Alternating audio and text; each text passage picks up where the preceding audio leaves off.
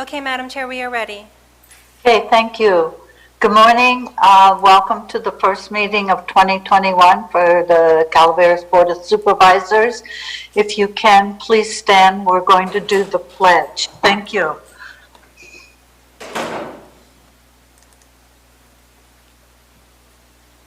I pledge allegiance to the flag of the United States of America and to the republic for which it stands, one nation, under God, indivisible, with liberty and justice for all. Thank you.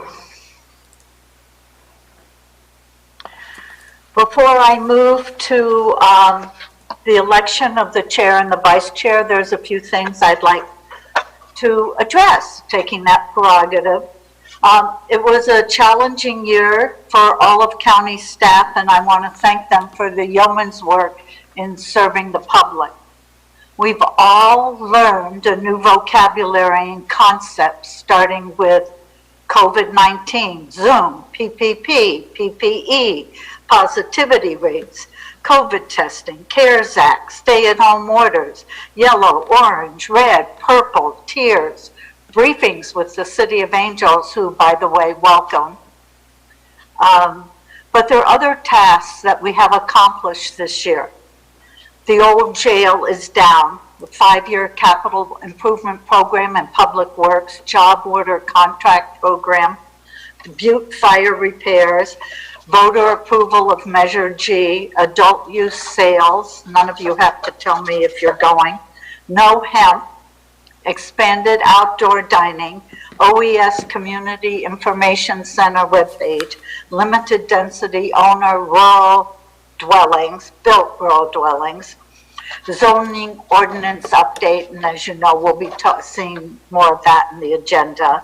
Lisa Medina appointed the department head, Rebecca Turner and her staff in the elections department for their creativity in the multitude of ways we got to vote this year. The sheriff is exempt for gate fees at Rock Creek.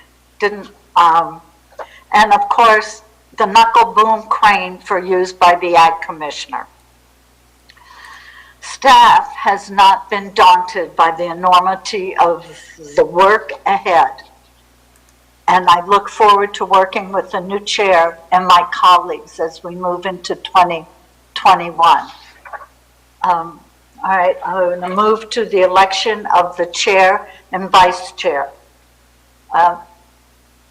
Is there a motion for Madam Chair, this is Supervisor Garamendi.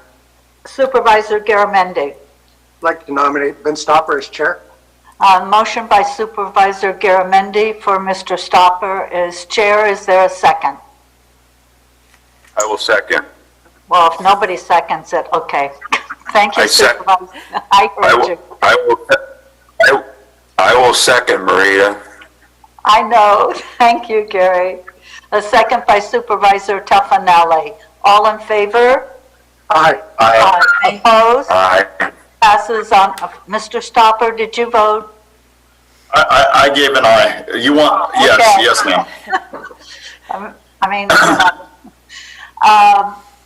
Mr. Stopper will be the chair. Mr. Stopper, you can please take over for the motion for the vice chair. Thank you, Madam Chair. I just want to say thank you all. Sitting by Marita's side this last year, she brought up some very good points. It hasn't been an easy year, and we appreciate all the work that you put in this last year, Ms. Callaway. With that, I'll take a motion for vice chair. I move Amanda Follendorf as vice chair. Okay, we got a motion by Ms. Callaway. Do we have a second on Amanda Follendorf for vice chair? I will second. She beat me to the motion. Thank you for your second, Mr. Toffanelli. With that, I'm going to, so no confusion moving forward, I'm going to do a roll call vote. Just so all those in favor, District 1? Yes. District 2? District 2, aye. District 3? Yes. District 4? Yes. And I, District 5, am a yes also. Thank you. So congratulations, Amanda Fullendorf, Ms. Vice Chair. Thank you. These are two districts. I mean, I have to say it's been well over a decade since District 5's seen chair. You know, I believe the last chair for District 4 was Debbie Pawnee. I believe 2013 or 2014. It was a long awaited, and we look forward, or at least I look forward to being able to represent Calaveras County as a whole, and especially my district. With that said, do we have any staff announcements?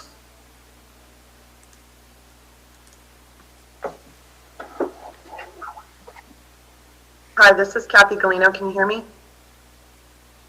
Yes. Awesome. Kathy Galino, Calaveras County Economic and Community Development. Just with a quick update regarding the California Relief Grant Program that the state has put out. The first round of grant applications will close tomorrow at 11:59 p.m. So businesses that need help with grant funding, this is a grant, so it's not a loan. And it's really targeted for our small businesses that have been impacted from COVID, have lost wages, have lost employees, have problems paying utility bills and whatnot. I just want to let folks know that they need to go to careliefgrants.com. And if anybody has questions, please reach out to me, call me directly, send me an email. I'm here to help. Thank you. Thank you, Ms. Galino. Will there be any other staff announcements?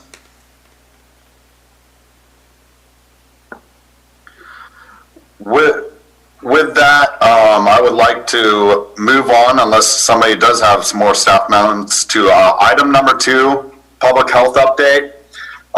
Receive an update presentation from staff on COVID-19 novel coronavirus. This will be a joint discussion with the City of Angels Camp. Thank you, and Mr. Leach. Good morning. Good to see you. Thank you. Good to see you as well.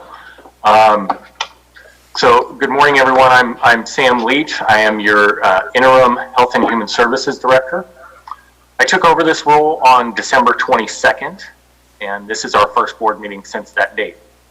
I want to thank the board for giving me the incredible opportunity of leading us through these next few months of what is sure to be the most challenging time of the entire pandemic. Please understand that these first 12 working days, there's been a lot of holidays in here since I was appointed. These first 12 days, I've really been focused on, my own learning curve and getting us to a point where we're executing behind the scenes as much as I believe we possibly can. And every day has been a bit of growth. And today I feel like, hopefully we're going to start turning the corner and communicating with the public in a much more assertive way to make sure that we're providing clarity for people who need clarity. Because we definitely recognize that need. At the same time, I've been in this job since December 22nd, and bear with me for needing to get through my own learning curve and blend into a team that is already putting just a ton of work into this. And that includes all of you. Let me start with the most exciting update, which is so far to date, we've put 580 vaccines into arms.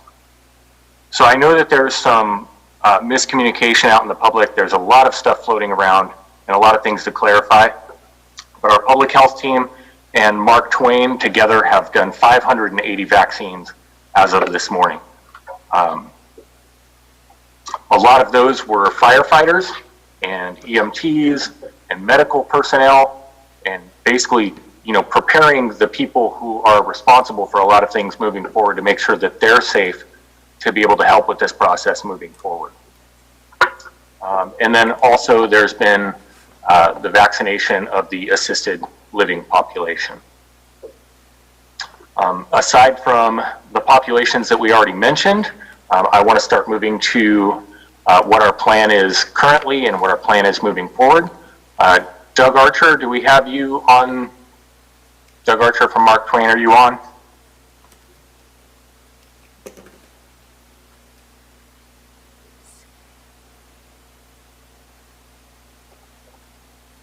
There you are, Doug. I see him on the screen, so we'll give him a second. You good, Doug? Can you hear me? Yes. Very good. All right, my profile picture is my better looking canine companion. Yeah, so thanks, Sam. Thank you to the Board of Supervisors. Good way to kick off a new year is talking about how we start slowing and putting an end to this pandemic. So for that end, next week on Monday, Mark Twain plans to launch a vaccine clinic to address that Tier 1B category, which is 75 and older. We plan to host this clinic in San Andreas. We're still working out some of the workflow details. So I don't have the exact location yet, but if you all know kind of where our clinics are down below the hospital, it'll be down there. It'll be in one of our 3 clinic locations down there. So our plan is to publish the details of our clinic by Thursday morning. There'll be a phone number. We will be scheduling these appointments. It is not going to be a first come, first serve.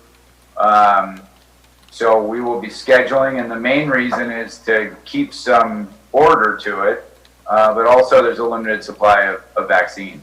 So we want to make sure that we don't overbook and have to turn people away at the end of the day. Our goal on the first day is to provide 100 vaccinations to really just to work out our processes, make sure we got everything in order. And after that first day, we'll make whatever tweaks we need to do to make it a streamlined process. Then we think we can ramp up to probably 200 to 250 vaccines a day after that. We'll keep the clinic going as long as we have to. Right now, I believe we're going to be able to offer that clinic 4 days a week. Again, it depends on vaccine availability. But we plan to launch, so just a recap, we plan to launch this on Monday. That would be January 18th. It'll be in San Andreas. We will work with the county on making sure we blast out this information to as many places and people as possible. The phone number will be published on that information. You will call, schedule your appointment, we'll validate age, that you're 75 or over. And we are doing everything we can to keep this for our Calaveras residents. So we will be asking for mailing address and Calaveras mailing address. Of course, we'll be validating that when you show up for the vaccination. We'll also be able to take care of some of the pre-screening registration type things over the phone when you schedule your appointment. In addition, when you schedule your appointment for your first dose of your vaccine, we will be scheduling the appointment for your second dose. As you probably all know, it's a 2-dose regimen for the vaccine. Depending on the Moderna or Pfizer, it's either a 3-week or a 4-week interval between. But we're going to schedule dose 2 when we schedule dose 1 to ensure that the person comes back to complete the regimen. I think that's the basic details. Again, Thursday morning, if not sooner, we'll be publishing that information. We'll work with the county to make sure that gets out to everyone. And when you see the information, please share it. We are not, this is an open clinic, meaning you do not have to be a Mark Twain Medical Center patient to call and get scheduled. We will also not be charging for the vaccine. Again, open to anybody. There's no insurance requirement, no payment requirement, nothing like that. We're just trying to help our county get ahead of this pandemic and praying for a bright, sunshiny summer where we can all be out and about and enjoying the beautiful land of Calaveras. Thank you, Mr. Archer. If you don't mind, I just have a couple of quick questions, and thank you for bringing up the vaccines. I, as well, I'm sure as many of my colleagues have received a lot of emails recently, mostly from our more elderly populations that are of more grave concern. You did mention, about the supply chain, and, you could probably, administer as fast as you get the vaccines in. The other issue is, as you get them in, you need to make sure that that second installment of vaccines is on hand. Is that correct? Correct, yeah. Yep. Yeah. So at that point, you're scheduling two different times, 3 to 4 weeks, depending on the time, whether it's Pfizer or not.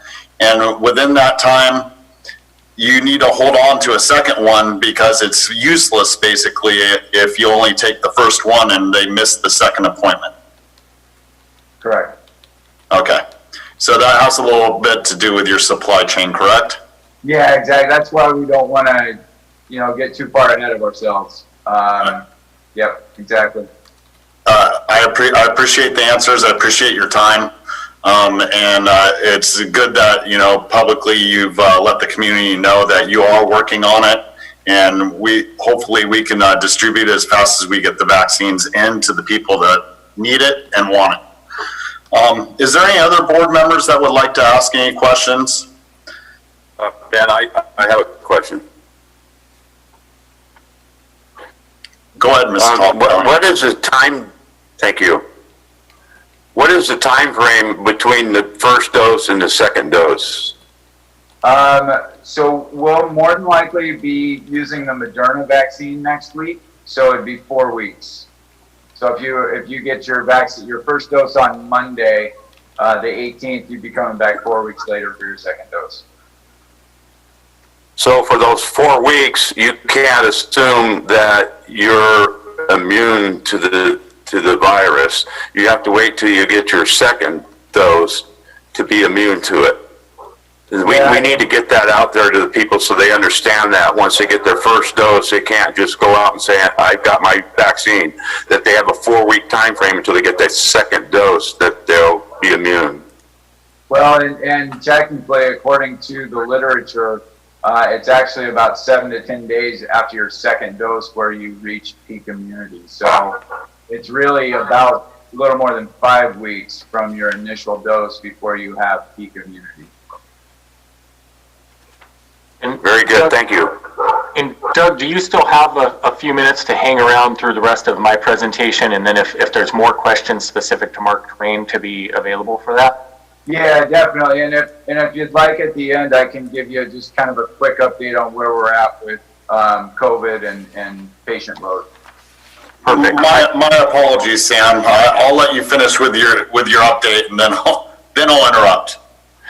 That's okay. I know everybody's, excited to hear this information, which is completely my fault because I've been the one, kind of working through a lot of things and getting the hour by hour changes that happen, even through last night, even as I'm waking up having coffee this morning. So, the rate of information coming in right now and the changes that we're trying to keep up with, I understand the uncertainty and the want to jump in and ask questions. But hopefully some of what I present will answer some of those before they're asked. And then, so we'll keep going. So anyways, again, thank you, Doug, because I just think it's a fantastic announcement. I'm not sure if everybody understands the magnitude of it, but our 75 and over population is so important to get vaccinated right now, and it's a heavy lift.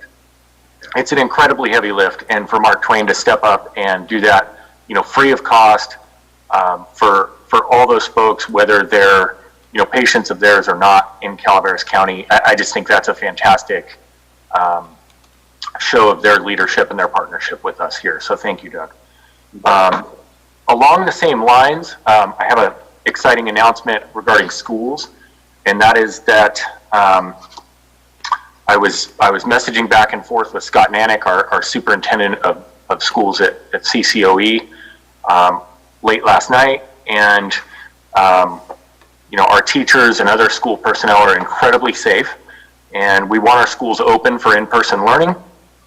So I'm incredibly excited to announce that our school districts, in collaboration with our public health team, have a plan to begin the vaccination process for staff and teachers beginning next week.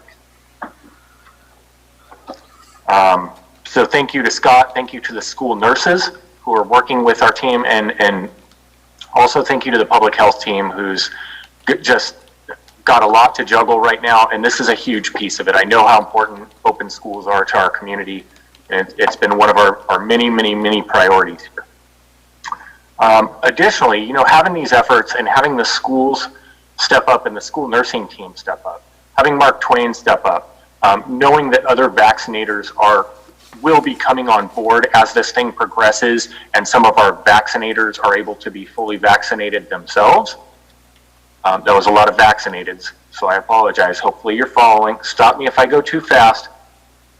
But the collateral benefit to the community is that it also frees up public health to be able to continue vaccinating other groups, right? So these are groups that if the schools and if Mark Twain hadn't stepped up, that's still on us at public health to continue working through those early groups.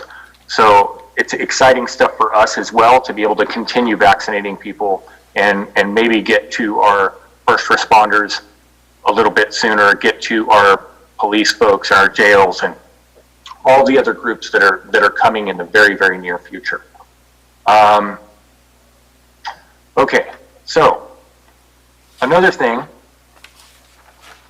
we're trying to get you clarity every day. I've gotten a lot of public feedback. I understand that a lot of people are scared. Some people are just flat out angry at us for not giving them more information as we go.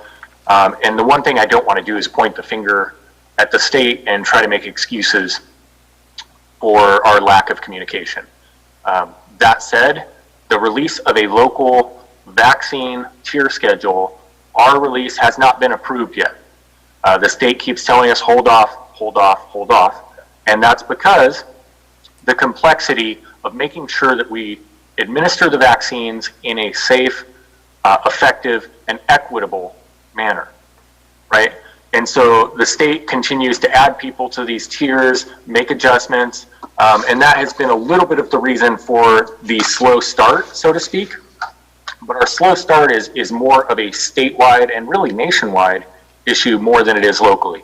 Locally, we're keeping up and we're beating some of the percentages that you hear in the media. I know I had heard that only 30% statewide of the vaccines had been actually administered.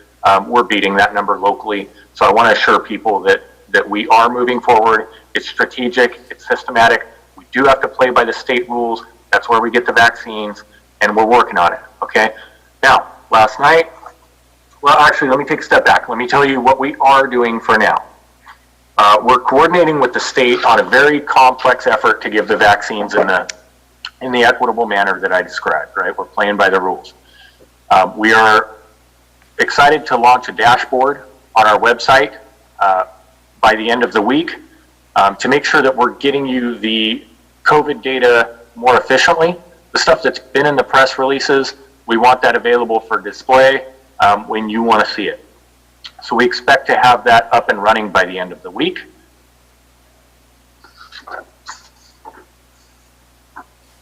We're also opening the call center in coordination with OES, and we expect to have that up and running by Thursday at the latest. Trying to get it open by tomorrow, but I know we've had an understandable influx of calls of people calling public health asking, when am I going to get my vaccine? When am I going to get my vaccine? I mean, we hear it all day. We've had a lot of really frustrated people who don't even know if we're vaccinating, and that's a lot of what I'm trying to clear up today. So hopefully some of this is providing some clarity, and we'll be sure to follow through with more as we go. Chair Stopper, I'm not used to saying chairperson. Chair Stopper, do you need me to pause for anything yet, or can I keep going? I still got a few minutes here. Yeah, let's finish up with your update, and then I'll bring Angels Camp into the discussion and let them do roll call, and then we'll go on with the questions. Copy. Testing. So I've covered vaccines in detail because that has really turned to the hot topic over the last week or two. And it's such a critical part of long-term how we get out of this. The testing is still incredibly important. We recognize that need. That has been a little bit of a looming crisis the past few weeks of whether we could get enough testing done. Thank you to Colleen Rodriguez, our Deputy Public Health Director, and her team at Public Health for really stepping up and challenging yourselves to increase testing. Last week we had 2 clinics by Public Health where we tested over 240 people. So we are still doing testing in the community. We continue to have 2 days of testing per week. And the way that testing is working, we're having one set day at Ironstone beginning on November 19th. That's a Tuesday. And that will be every Tuesday at Ironstone. And then the other ones are going to be rotating. So I believe tomorrow, so those will be Wednesdays, and I believe tomorrow is Jenny Lind at Calaveras Consolidated Fire out in Valley Springs. So we're doing 2 days a week of testing. Now that's just our public health team testing. I want to remind you that we still have the OptumServe site up in Sonora, and that's where a lot of testing is still going on. We're still having that site staffed, so it's a lot of testing opportunities for people out there. Let's see. So keep in mind that you can follow the public health social media and the website, and if you want to know where testing is the following weeks, how far out in advance it is, all that kind of stuff, it's all on there. We also added an infographic. I missed this during vaccines, but we did add an infographic late last night.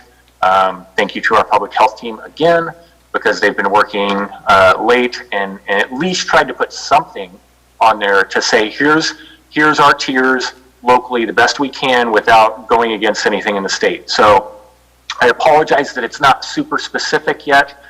It is always subject to change, and I imagine there will be constant changes to that infographic as we move forward, but at least there's something to give you a rough idea of where we're at and where we're going from here. Okay. Now, what you guys are used to getting first, and I apologize if my order sounds a little different than my predecessor. I'm just not that eloquent or sharp, so I'm working on it. But as of the last press release, we had 922 confirmed cases. We had 31 active cases. We had 22 fatalities. Our county status is widespread. The regional stay-at-home order remains in place, and that is an interesting exploration in state analytics in itself as to how we get out of it. We do remain in the San Joaquin region. I know there's been questions as to whether we can leave that. I have not. I do not believe that that's realistically going to happen. It's predetermined tiers before the pandemic. So I believe that we are in the San Joaquin region. I also believe that all of those regions are still going to be on the regional stay-at-home order for quite a while. Right now, it's based on 4-week projections moving forward on ICU capacity, and we need the ICU capacity to be above 15% in our region. Now, Mark Twain, from what I understand, is still hanging in there. I don't know if Doug will want to give a more specific update on that, but Mark Twain is hanging in there compared to other hospitals in our region. Mark Twain is also a pretty small hospital compared to some of the other hospitals in our region. And keep in mind that at any point that can change. It can change because the surge is continuing to catch up to us as far as how many active cases we have and then how many end up needing to be in ICU. And then it can also change because of the requirement that we could have beds, we could have people transferred to us from the valley on pretty much a moment's notice at any time. And because of that, it all remains a very, very tenuous situation.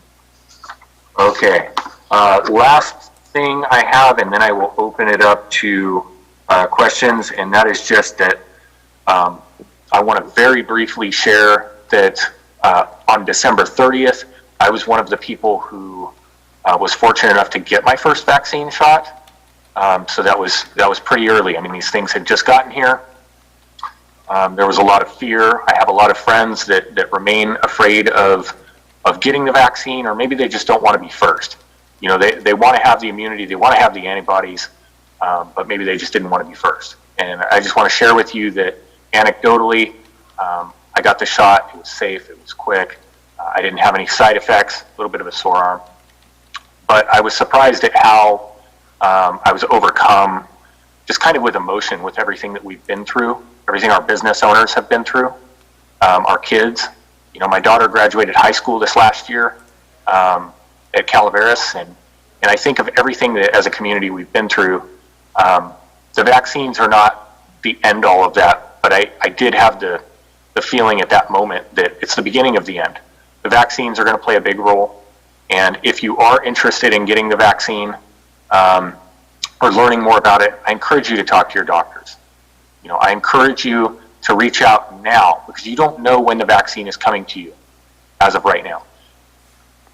You're up. That's not the time to, you know, pause and think about it. Now is the time to get the information that you need to get to make a safe decision. Okay? So with that, I will unceremoniously turn it over to questions from the board.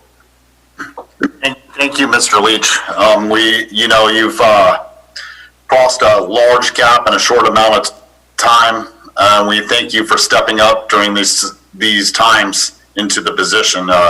Takes a lot of heart, so it's appreciated. With that, I would like to bring Angels Camp into the conversation. I haven't provided them an opportunity to do a roll call for those that are in the meeting yet, so I'll give that now, and then I'll start proceeding with questions to the Board of Supervisors and Angels Camp. Are we going to do roll call? Yeah, we'll do roll call. And for the city, Mayor Berlio. Here. Vice Mayor Jennifer Herndon. Here. Councilmember Gretel Tiscornia. Here. Councilmember Jeremy Leonard. Here. Councilmember Isabel Mancata. Present. We're all here. Okay.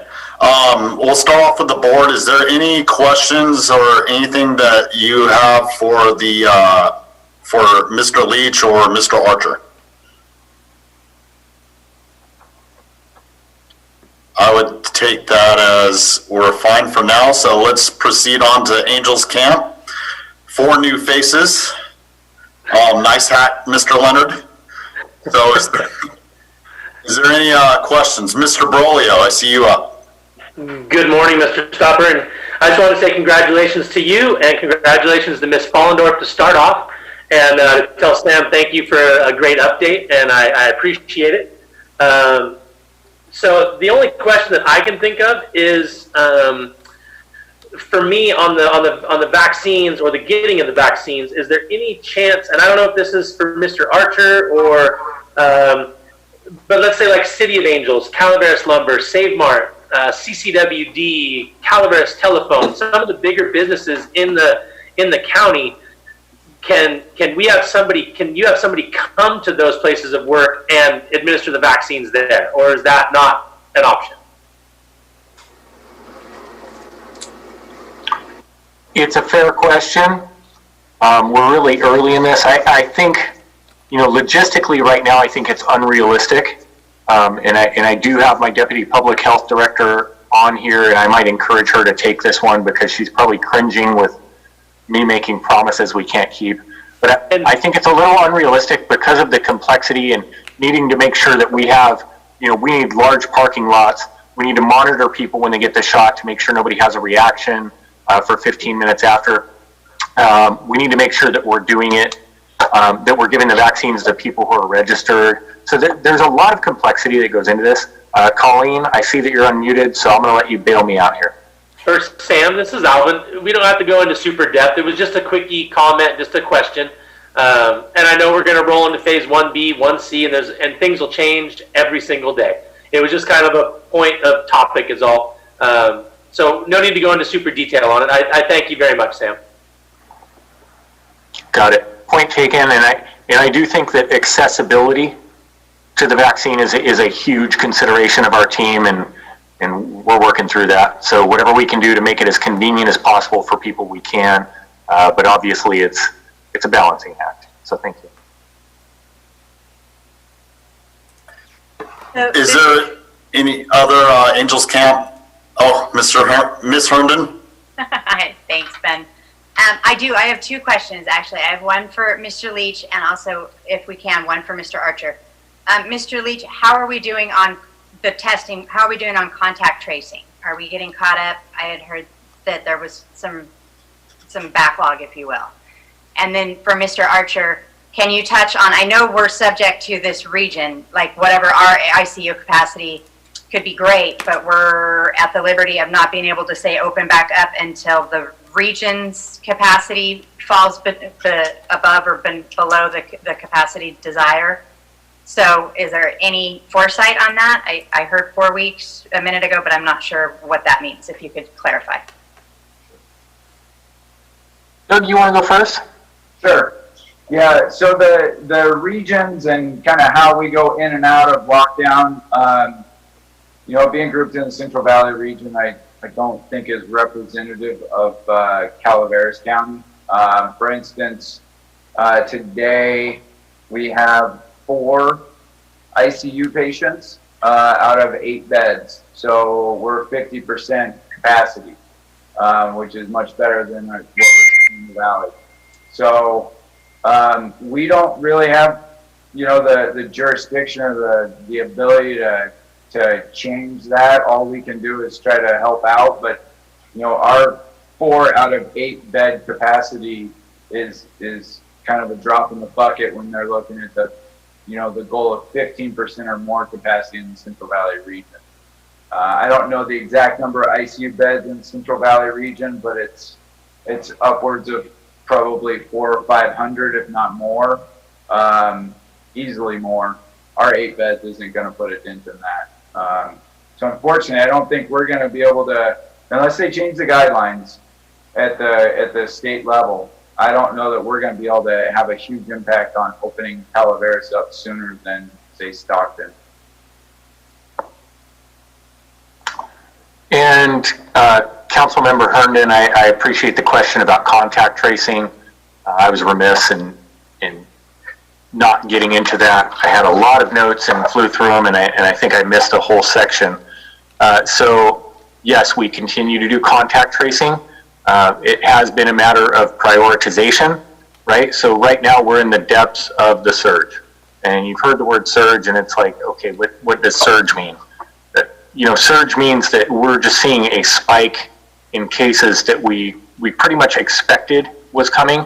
We knew that January, heading into the middle of January and possibly into late January, depending on what people do, is going to be the toughest time that we've seen. And the numbers have borne that out, right? So with contact tracing, it's definitely been a challenge for our team, especially with a change in leadership and me coming in and saying vaccines are a priority, testing is a priority, right? So if everything's a priority, then nothing's a priority, right? The old adage. And frankly, we are still doing contact tracing. But right now, with the level of the surge, the thing that I need you guys to hear, and I want the public to understand, is that you really need to proceed right now during the depths of the surge as if everybody that you come in contact with has COVID. Right? This isn't March or April where, we were still asking each other, do you know anybody who's had it? Pretty much everybody who's listening to this knows somebody who's had it or has it right now. And if you're in my position, you know lots of people that actively have COVID right now. And some of them that are very sick, and frankly, some people who've passed away. So, this is a real thing. This is a real surge. And I need people to take this seriously and proceed as if everybody you haven't come in contact with has it. Wear your mask. Wash your hands. Keep your distance. Avoid large gatherings. It's consistent messaging from what we've had. But right now we're seeing the ramifications of this thing just going on so long that people have grown tired of doing some of those things. And I really think that if we can give it a push for a couple months here while the vaccines are taking effect, then spring into summer is going to start to feel really different. And that's my hope. So with contact tracing, yes, we continue to do it.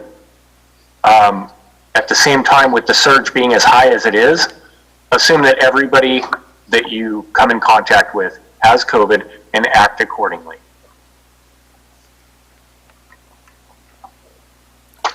Thank you, Mr. Leach.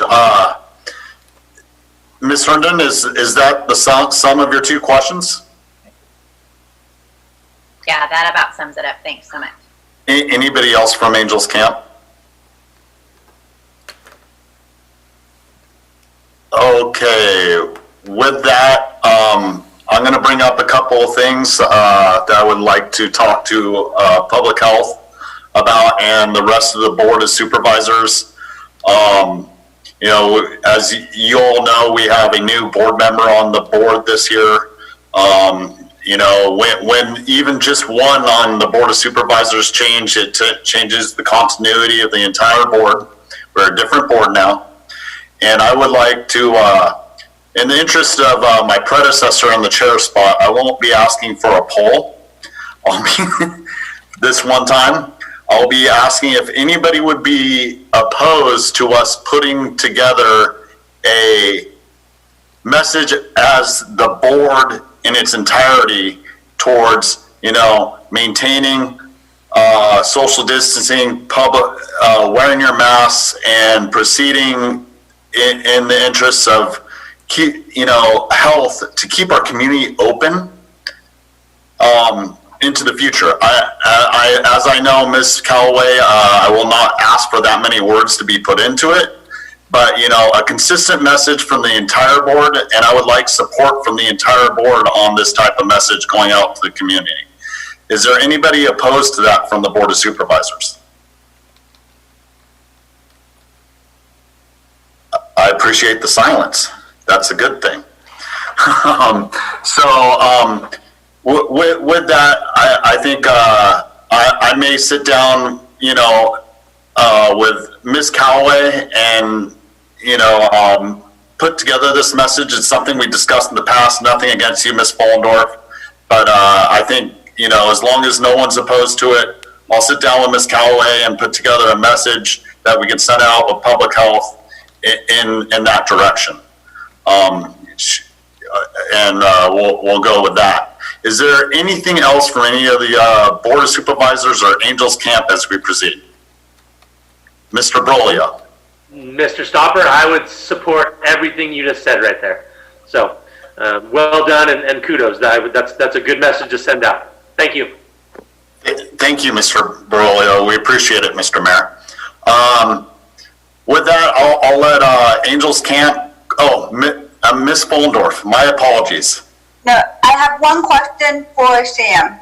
I wanted to see if we could get some information on the impact of the local EMT and ambulance services. Are they, what are they seeing on the ground?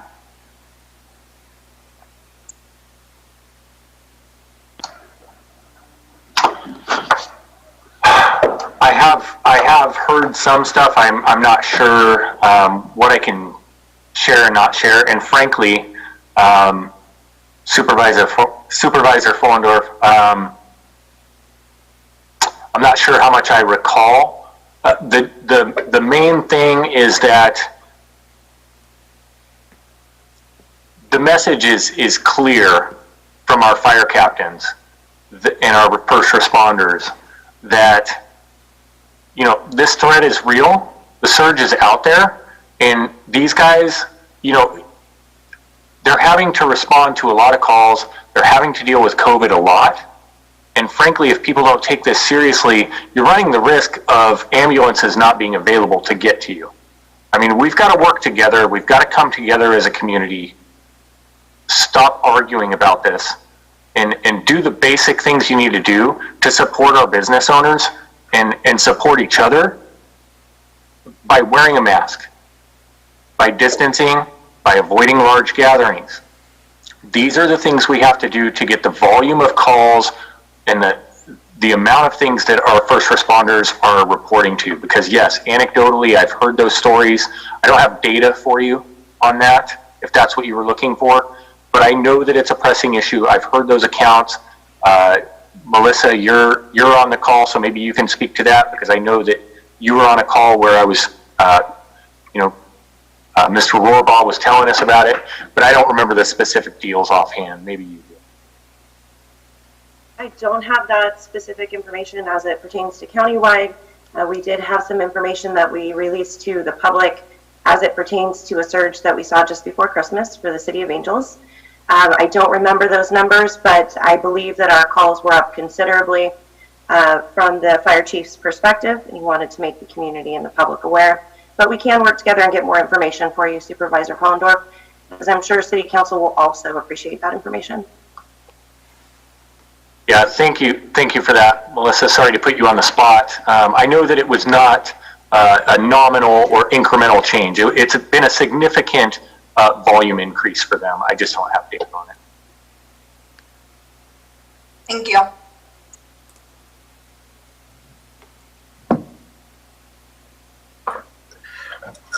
One last thing I would like to bring up and just potentially reach my hand out to Angels Camp as we proceed with this possible message. Maybe later on you can discuss it between you all and see if you want to join us in a joint message so we stay consistent across the county. We'll be in touch. We got to go through the proper process for putting out this type of message. So this gives us a little time before we address it. But please consider joining us and coordinating with us. That sounds great, Ben. Thank you. All right. If there's no other questions, I'm going to go ahead and let Angels Camp close out. Thank you, Board of Supervisors. Have a good afternoon. Mayor Berlio, could I request that we get a motion to adjourn? Oh, yes. Could I get a motion to adjourn, please? I'll make a motion to adjourn. Oh, one other thing. My apologies. I never asked for public comment. So at this point, I would like to, before you adjourn out, my apologies. I would like to give the public the opportunity to comment. We've addressed a lot, so here we go. Sorry, yes, Chair Stopper, we do have a public comment.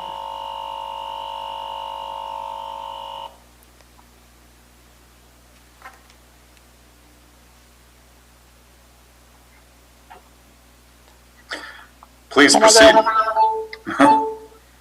Good morning. This is Terry McBride, New California State Senator and Committee Chair for Calaveras County. Yeah, I'm looking at these numbers and I see a total of 922 cases. Isn't that since March? So in over 10 months now, we've only had 922 cases in a county of 45,000. I kind of think that's maybe even less than the flu season. And apparently we have a cure for the flu, and it's called COVID-19. And what's really interesting is that when I speak to people that have gone through COVID, they basically have the symptoms of the flu. So I have to wonder, because we've got a lot of money involved in this whole thing, and you start following the money and you got to start questioning just what in the world is going on, except watching my local business friends, because remember, I'm 5th generation from this county. My local business friends that are trying to figure out how in the world they're going to stay open and survive. And yes, isn't it nice that the government that shut them down is offering them grants? They don't want grants. They want to run their business. They want their Board of Supervisors and their City Council to follow the Constitution. And so I'm going to remind you all that you took an oath of office. And when you did that, you agreed to protect our constitutional rights. And when you violate that, you are you're in violation of the Constitution. So I would suggest that you look at our Constitution and learn it well, especially the 1st, the 4th, the 8th, and the 14th Amendment. When I look at press releases of the flu, which were really bad apparently in 2018 and 2019, I didn't see a word about shutting businesses. I didn't see a word about wearing a mask and walking in abject fear that I see in people's eyes. And yet, when I look at total cases of over 10 months, it's only 922 in a county of 45,000. So I ask that you use common sense while you do this and understand you took an oath of office. I did too for New California, and I stand by it. And I hope that each one of you will, and really consider the choices you make as you move forward. Congratulations, Ben. I expect you'll do a good job. And congratulations, Amber Follendorf. I'm quite sure you will too. Thank you. Thank you, Ms. McBride. Is there any other public comment available? Yes, Chair Stopper, we have one other comment. Thank you. Thank you very much. I want to thank Sam Leach and Doug Archer for what I thought was really an excellent presentation. We got a lot more information we've all been wondering, and it was really good information. My question is to deal with the fact that we are now talking about providing doses to people, vaccines to people over 75 and to school teachers and staff. And so I'm just wondering, do we know how many people we expect to have to provide to, and where do we stand with the number of doses that we have or expect to have? Thank you. And my name is Robert Polikoff. Thank you, Mr. Polikoff. Do you want to take the opportunity to answer that, Mr. Leach? To an extent, yes. And Mr. Polikoff, I appreciate those comments, and they're good questions. As far as the number of doses on hand, that is such a moving target because we're vaccinating people every day. What I can assure you is we are not sitting on thousands of doses. I've heard some rumors out there. There's a lot of misinformation floating around out there. Some of that's my fault, right? But we're trying to clear it up today. At any given time, we may have a few hundred doses that, are being strategically, systematically is probably a better word, stored for the proper use. But as of right now, we don't always know what we're getting and when we're getting it from the state until very shortly before they arrive here. So our capacity is only so much, which is why it's really difficult to just come out with kind of a timeline or even a rough timeline of, when is my healthy 17-year-old daughter going to have access to this? Questions like that are further down the line from, frankly, our most vulnerable populations that we're focused on right now, while we have a limited number of doses and a limited capacity to administer those doses. We expect that both of those things, our capacity to administer doses and our actual number of vaccines on hand, are going to increase very quickly. And at times maybe quicker than we're ready for, and at times slower than we wish it would be. So that's been just the tremendous challenge that our Deputy Public Health Director and her team have been faced with in trying to navigate this storm. So if I'm still there, yes, I guess I am still there. The thrust of my question is really, given the number of people over 75 and the number of school teachers and staff, do you think you have adequate doses to hit that entire population, or will have enough doses to hit that entire population? I believe we will have. We do have enough to get moving, and we do know that we have more coming in. The question is how much, how fast. And when I say that we're working on those, understand that that's not an overnight thing. We have a pretty healthy population of people over 75 in this county. So that's going to take some time, and it's a heavy lift for Mark Twain. Obviously, we've got a lot of school teachers and school employees who need to be vaccinated, so that's a heavy lift for just, I could be wrong, but I've heard we only have about 4 school nurses throughout the county. So that's a heavy lift for them. But it frees us up to continue working at the same time with our other Tier 1A, Tier 1B, moving into Tier 1B populations. So what I think is going to happen, what I hope happens, is that we're going to start getting flooded with vaccines from the state. They're going to start pushing down more and more, and at times it'll be quicker than we're ready for. I'm sure my public health team is cringing right now, but as fast as they want to make us run, we're going to run. But we've got to do it systematically and orderly and equitably. We can't stray from that. There's a system to this, and we've got to get our vulnerable populations done first, so that we're not putting their lives at stake. Thank you very much. That's greatly appreciated. Thank you. Thank you, Mr. Leach. Thank you, Mr. Polkoff. Is there any other public comments? Yes, Chair Stopper, we have an additional one. Okay, thank you.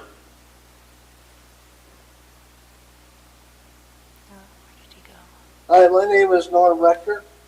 My big concern is how are you going to notify the residents of this county as to when it's appropriate for them to call to get an appointment?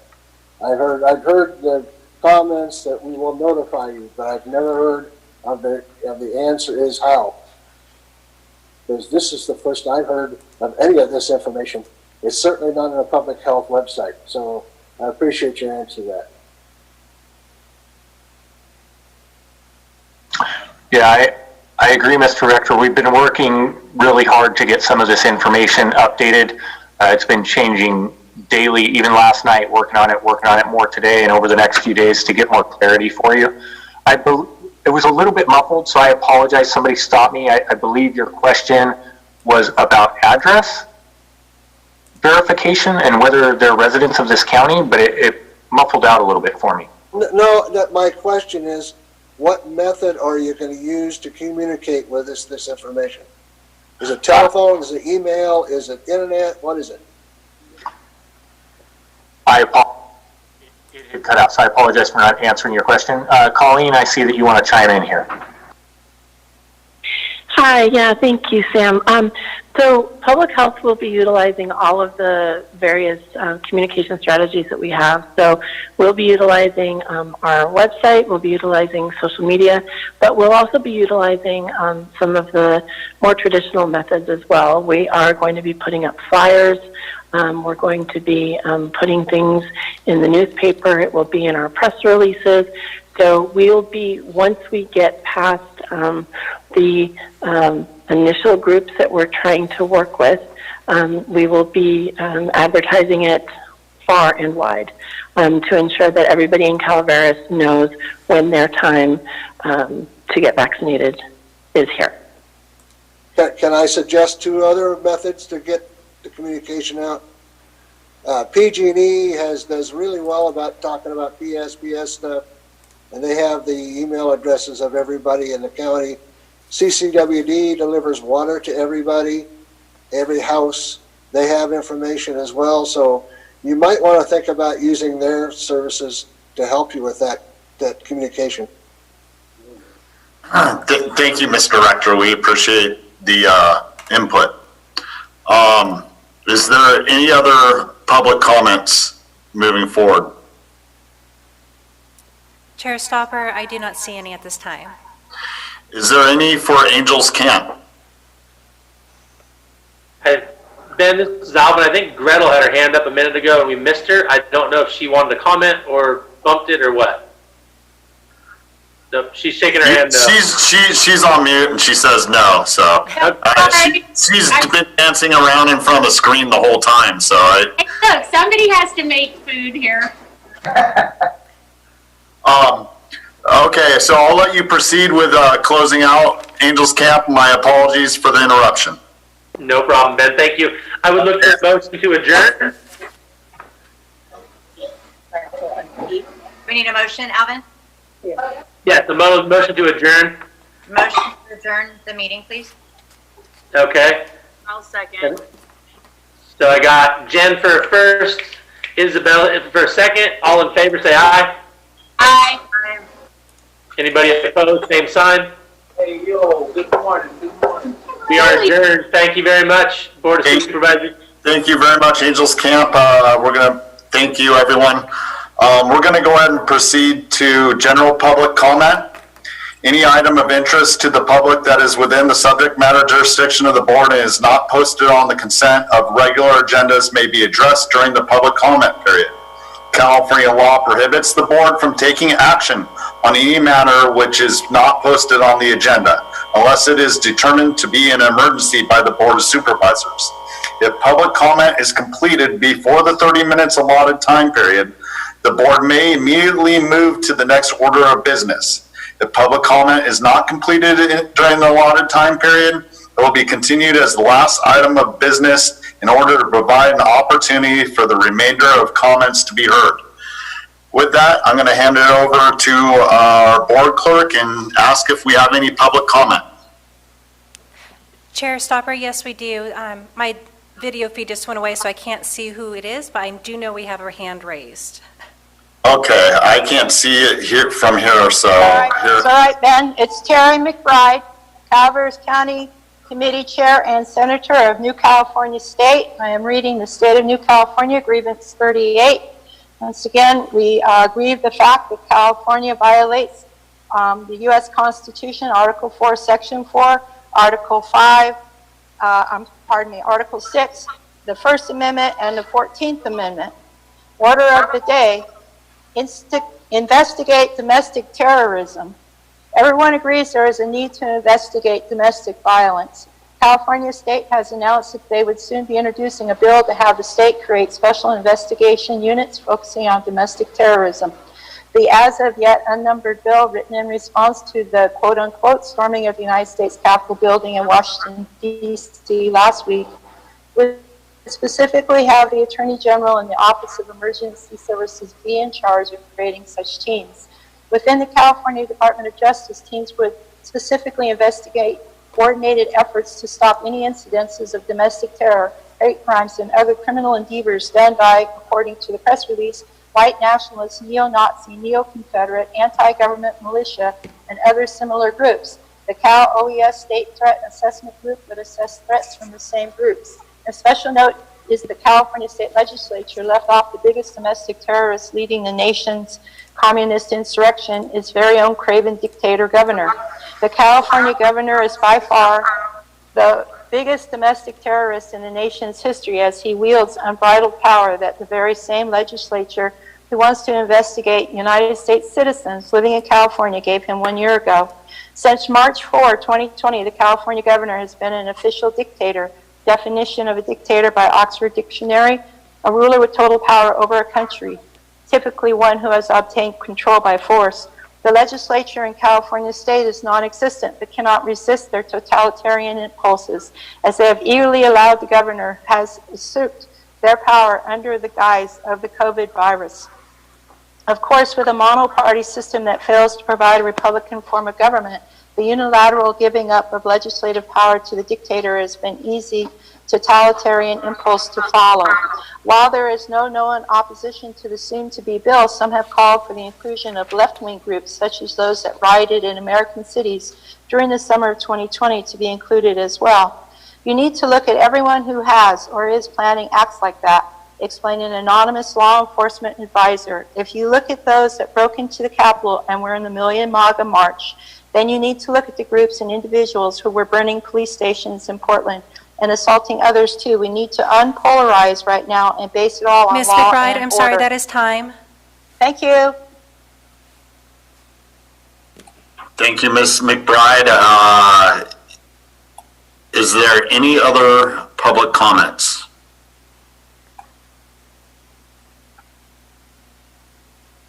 Ms. Glanville, can you tell me if there's any more comments?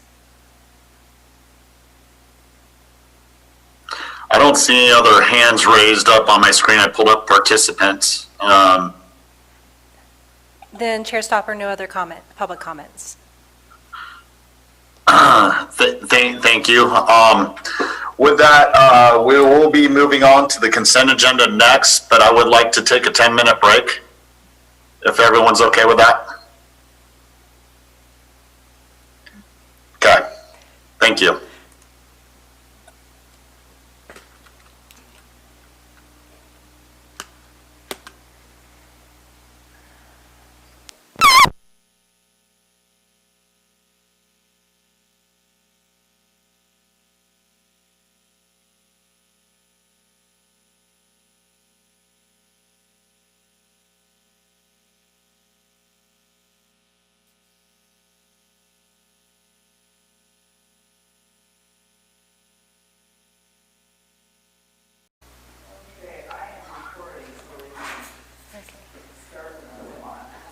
Chair Stopper, we are ready for you whenever. Yeah, as long, I see all the board members, everyone give me thumbs up. We're good? All right. Let's go ahead. Let me know when we're live. We are live. Thank you. Next, we'll move on to the consent agenda.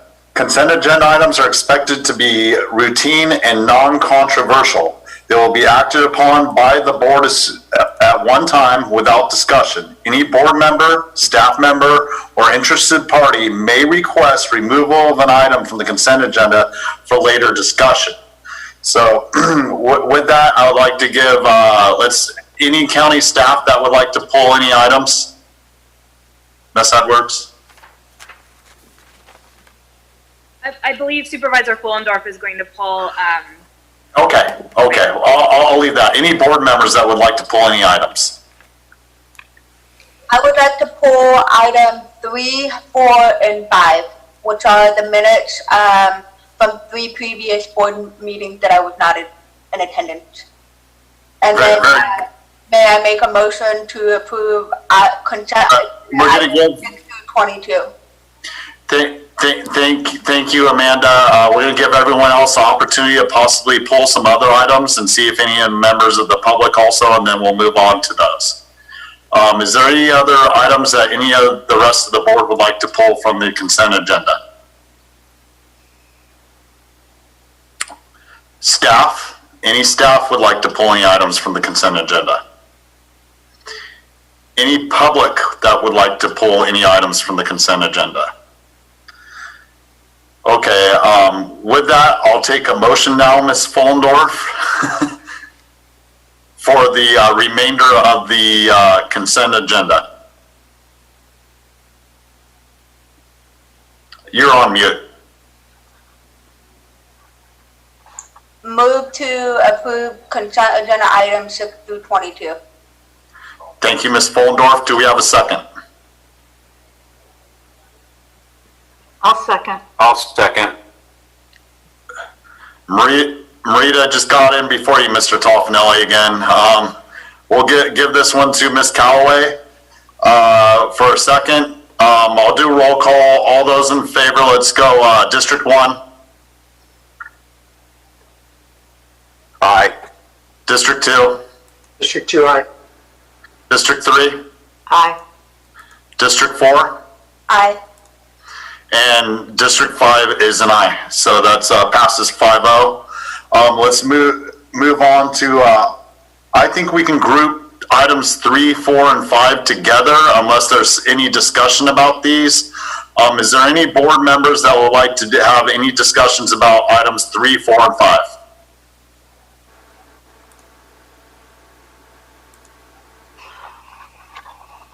Okay, I would say that. Is there any public comment for items 3, 4, and 5? Chair Stopper, there doesn't seem to be. Okay, with that, I'll go through, I'll take a motion to approve items 3, 4, and 5. I'll move those items. I see Gary Toffanelli for a move on it, and I see Jack Garamendi for a second. We'll go roll call. The District 1. Yes. District 2. District 2, aye. 3. Yes. 4. Abstain. Abstain, very good. And 5 is a yes.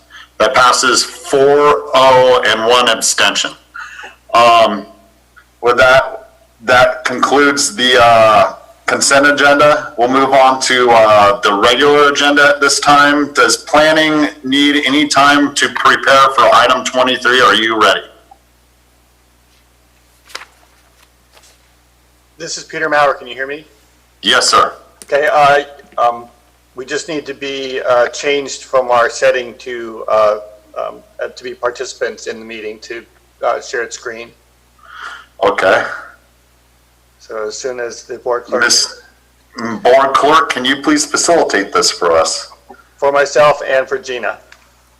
Yes.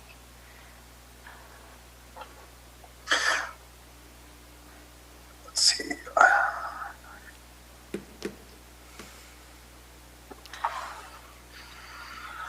I'm going to go ahead and read off item 23 while they're doing this.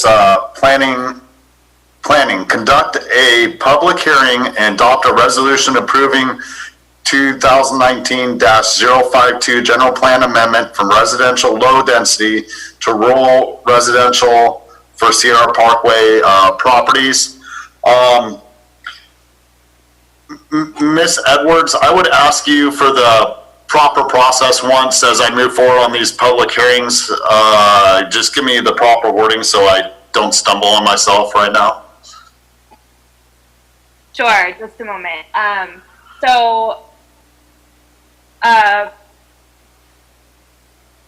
for a public hearing, any person who wishes to, so you'll open the public hearing as soon as planning gets all set up and is ready to go.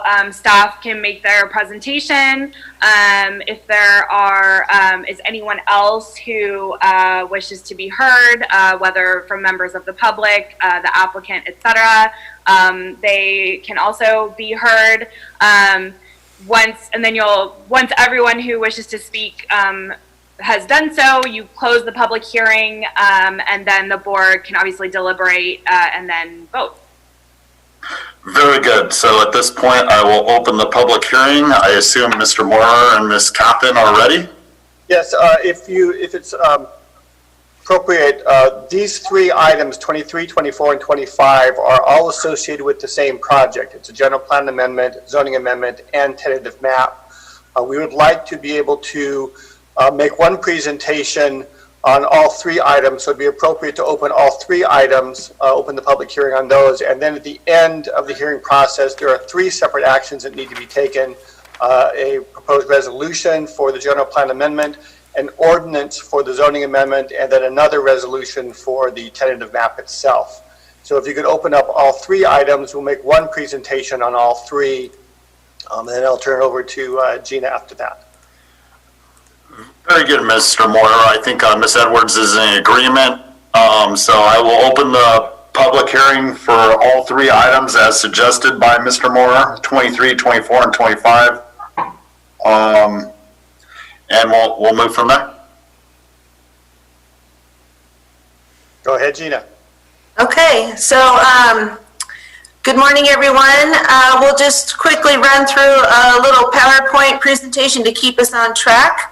But as Peter just indicated, we've got one project consisting of three separate actions: a general plan amendment, zoning amendment, and a subdivision map, all for Sierra properties. So let me go ahead and get things moving here. Can everyone see okay? The PowerPoint? I don't see it yet. No? I'm going to go. Let's see. Share screen. Oh, there we go. Very good. It's coming up now. Now on business? Okay. I have to learn how to use this properly. Okay, here we go. So, what we have here is a property located 1 mile southeast of State Highway 4, an old highway intersection at Camp Connell, located in the Big Tree subdivision, addressed at 2542 Shoshone Drive, again in Camp Connell. The intent of this project is to divide 15.29 acres of land into 6 parcels ranging in size from 1.01 acres to 3.86 acres in size. In order to divide the property, the applicant also applied for a general plan amendment to amend the current land use designation of residential low density to rural residential, which will result also in a zoning amendment from the current R1 single family residential zone district to rural residential RR.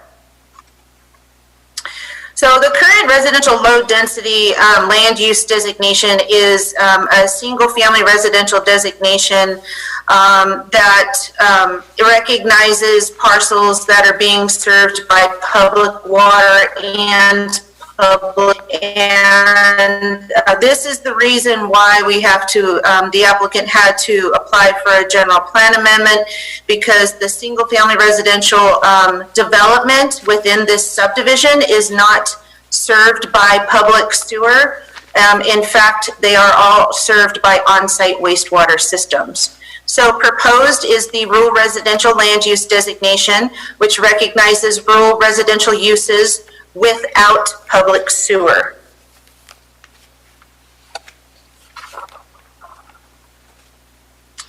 So just kind of a quick lowdown, a comparison between the two land use designations.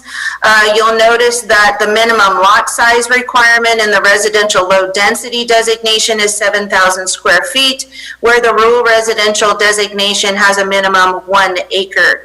Again, as previously stated, the residential low density designation requires development, new development to be served by both public water and public sewer, where again, the rural residential designation acknowledges parcels that have public water, but that do not have public sewer, that are only served by on-site wastewater systems.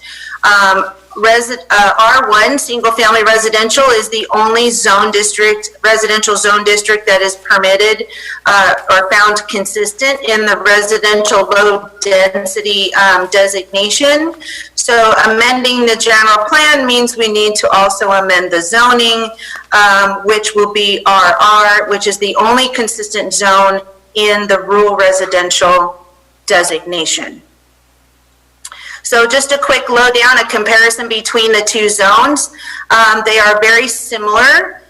We both recognize R1 and RR as primary land use is residential, allowing one single family residence per legal parcel along with an accessory dwelling unit not to exceed 1,200 square feet. Both the R1 and the RR zones allow personal size agricultural operations.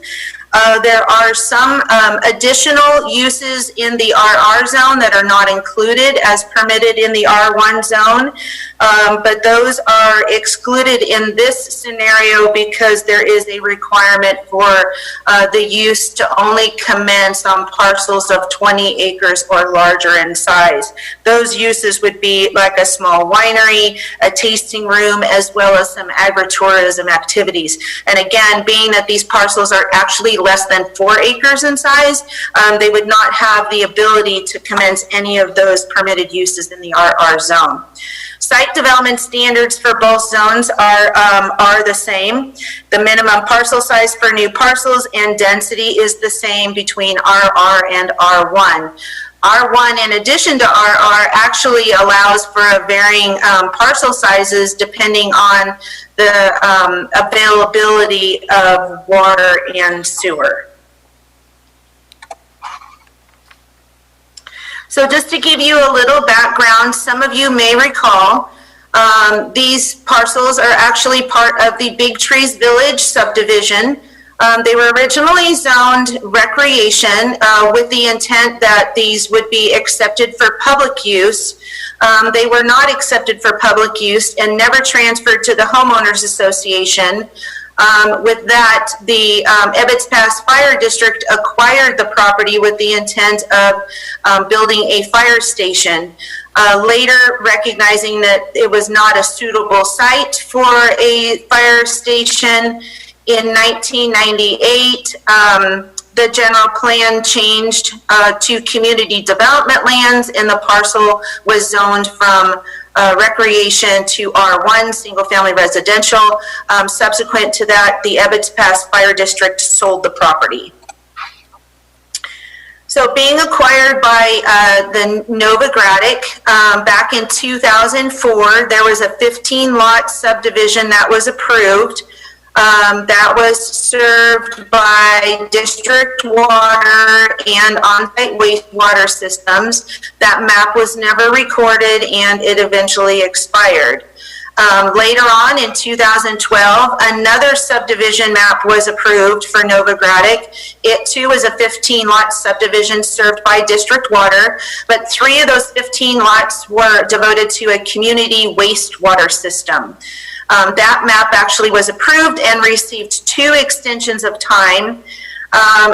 Recently, probably within the last couple years, the applicant property owner just recognized that previously approved 15-lot subdivision was just not a viable project. So with that, they revised the application, which is what we're considering today. Since this process has commenced, that map, that previously approved map, actually expired. So the redesigned project is basically reduced to 6 lots. Obviously, that increases the individual parcel sizes. The parcels are on individual wastewater systems, which eliminates the community wastewater system that was previously approved in the Novogradic 15-lot subdivision. All the parcels will be served by private driveways, thus eliminating the interior road system and the cul-de-sac that was previously approved with the 15-lot Novogradic subdivision as well. The lots are still served by district water. That provider is CCWD. We do have concept approval, which basically verifies the capacity to serve the project, and that will be, the concept approval is good through the year 2022. The Ebbets Pass Fire District has the local regulatory authority over these unimproved lots and other unimproved lots in this area of the county. They do require fire hydrants in residential area every 600 feet. This project kind of fell short, so we are requiring, or I should say the Ebbets Pass Fire District is requiring the installation of a new fire hydrant on Sierra Parkway. And we have conditioned the project accordingly. CAL FIRE is the state responsibility to enforce fire protection and enforce public resource codes. This property is defined as timberland because of its commercial timber species. We did receive comment from CAL FIRE indicating that the removal of any commercial species, timber species, will require a CAL FIRE permit. Other than a notice of potential permit needed for tree removal, CAL FIRE did not give us any specific project-related comments other than the removal of trees and the possibility of needing a permit. So there was a biological assessment and a spotted owl survey conducted on the property. Numerous regulated species within 3 miles of the subject property were noted in that report. And although the biologist did not see any visual signs of any of the regulated species, he did find that there was suitable habitat. So in order to reduce impacts to biological resources, we placed a mitigation on the negative declaration to require pre-disturbance surveys for the protection of roosting bats and nesting birds. We did receive a letter from CSERC. For those of you who don't know, that is the Central Sierra Environmental Resource Center. They did have concerns regarding wildlife movement through the parcel, being that it was previously open space and meant for public use. We, recognizing the general plan policies for the preservation and enhancement of upland habitat, initially we did place a condition on the map to require wildlife-friendly fencing. However, the Planning Commission discussion, during the Planning Commission discussion, the Commission chose to omit and strike that condition from the resolution, stating that because the subdivision CCNRs currently prohibit fencing, we could create some confusion with a further restriction on the type of fencing that might be allowed on these particular parcels. In addition, they found that there was no obstruction, that wildlife can move freely throughout the subdivision, utilizing various open parcels as well as roads to traverse from the timberland open space to the east and through the subdivision. So they didn't find that the wildlife-friendly fencing was necessary. In addition, it doesn't hold small livestock or pets. So if in fact the CCNRs were to ever change and somehow change the restriction to prohibit fencing, a notice of restriction would be very onerous for the property owners to go back and change, and did not find that it was necessary for us to regulate it to that point. So our CEQA analysis covered impacts associated with the tentative subdivision tract map only at the time. We did make with mitigation, we did find less than significant impacts to biological resources. That was the only mitigation that we had to make, and we just previously spoke about those pre-disturbance surveys. During the circulation of the environmental document, I did receive 2 phone calls from adjacent property owners. One was relative to the construction time of interior road system, not realizing that the new project that we're considering today eliminated the construction of the interior road system in the cul-de-sacs. She was mainly concerned with the disturbance from heavy equipment, dust, etc. Once she realized that there was not going to be an interior road system in cul-de-sac with this project and that they were individual driveways, she was satisfied and had no further concerns. The other questions were concerning the previously approved community wastewater system. And once I explained that these parcels will be served by on-site wastewater systems, individual systems, and not the community system that was previously approved, this adjacent property owner too was satisfied and had no other concerns. So subsequent to the circulation of the CEQA document, we did receive the general plan amendment and zoning amendment applications. We did circulate those applications to everyone that was previously notified of both the application for subdivision as well as the CEQA notice. And we received no further comments, concerns.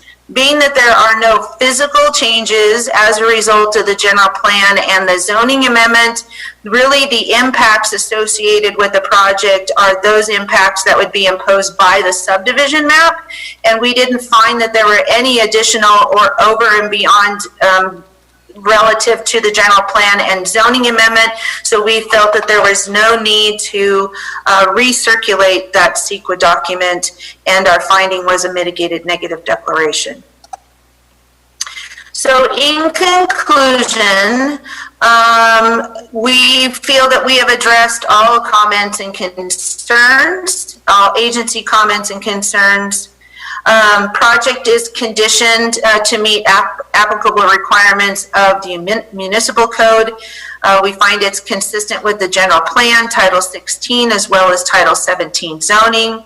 The proposed lots meet the minimum requirements in the RR zone, and there's no substantial evidence of significant effect on the environment. Your Planning Commission has already heard this item, and their recommendation to you is to approve the project, including the general plan amendment, the zoning amendment, as well as the subdivision map. That concludes my presentation. If you have any questions.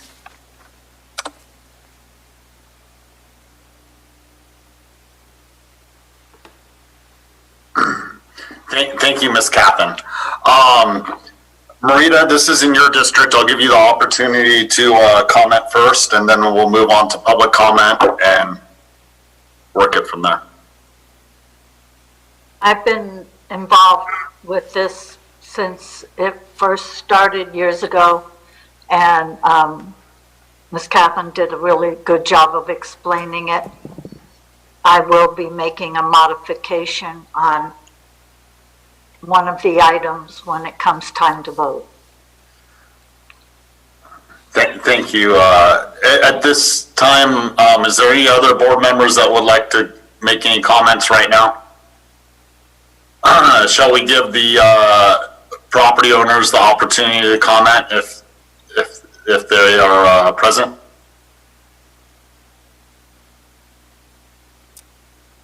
Let's see. I do have public raising their hands at this time. Okay, we'll take public comment. Okay. I know Zach Goldenberg, sorry, the name, where did he go? You're allowed to talk. Zach, go ahead and talk.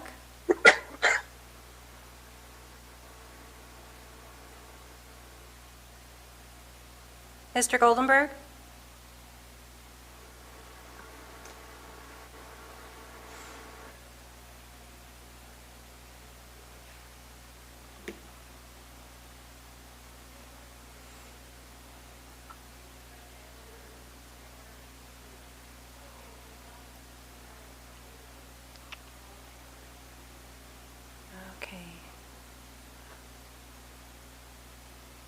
I will move on to another speaker at this moment. I have Rich James.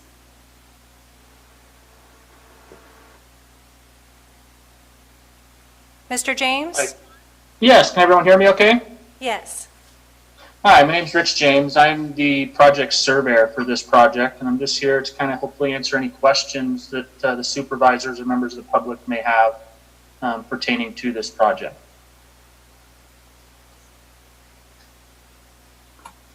Thank you, Mr. James.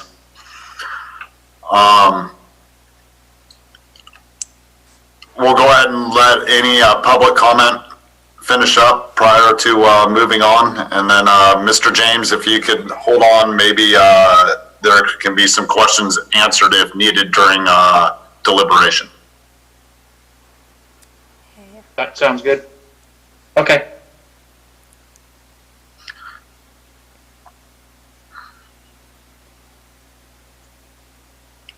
Ms. McMillan? Hi. Thank you for taking my comment. And I really appreciate all the consideration that has gone into this. Can people hear me? Yes. Okay, great, thanks. I'm the neighbor of Zach, and we were texting earlier. He may be helping his children now with homeschooling. So hopefully he'll be able to return and make his comment if there's time.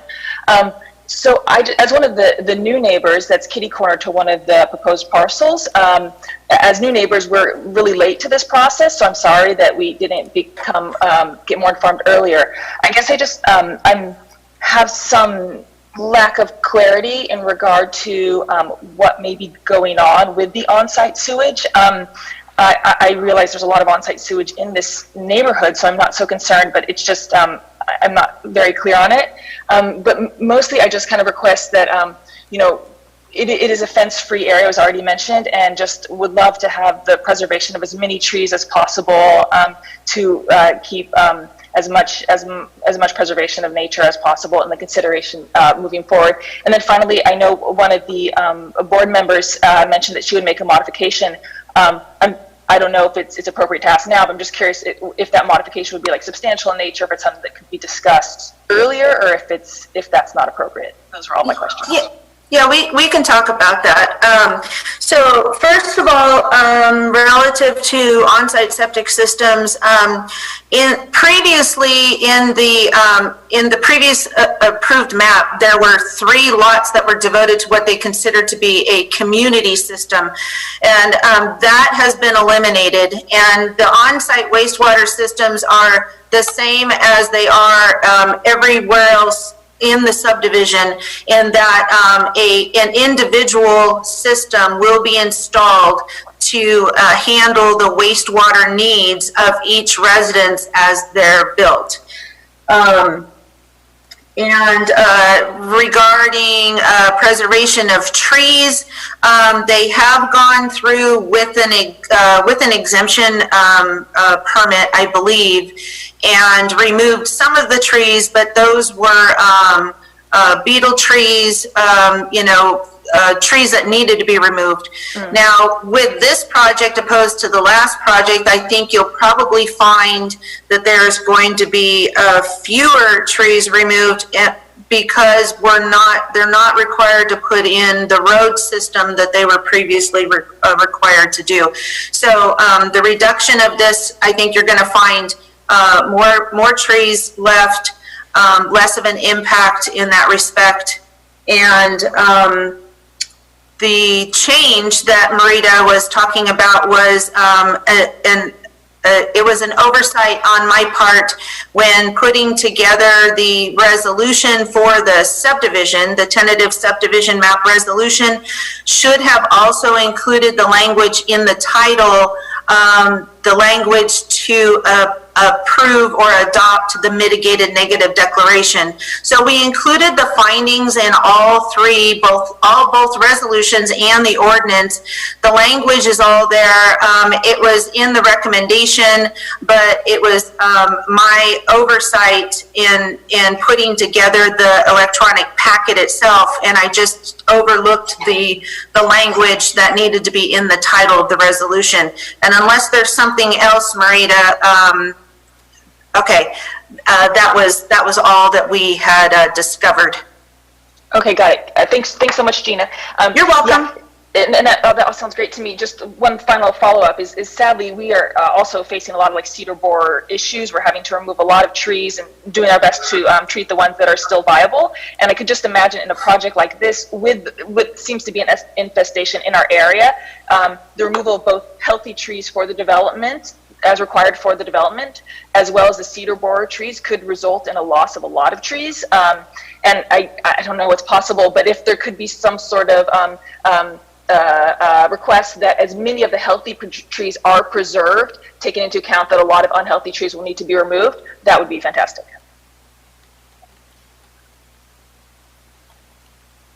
Thank you, Ms. McMillan. Thank you.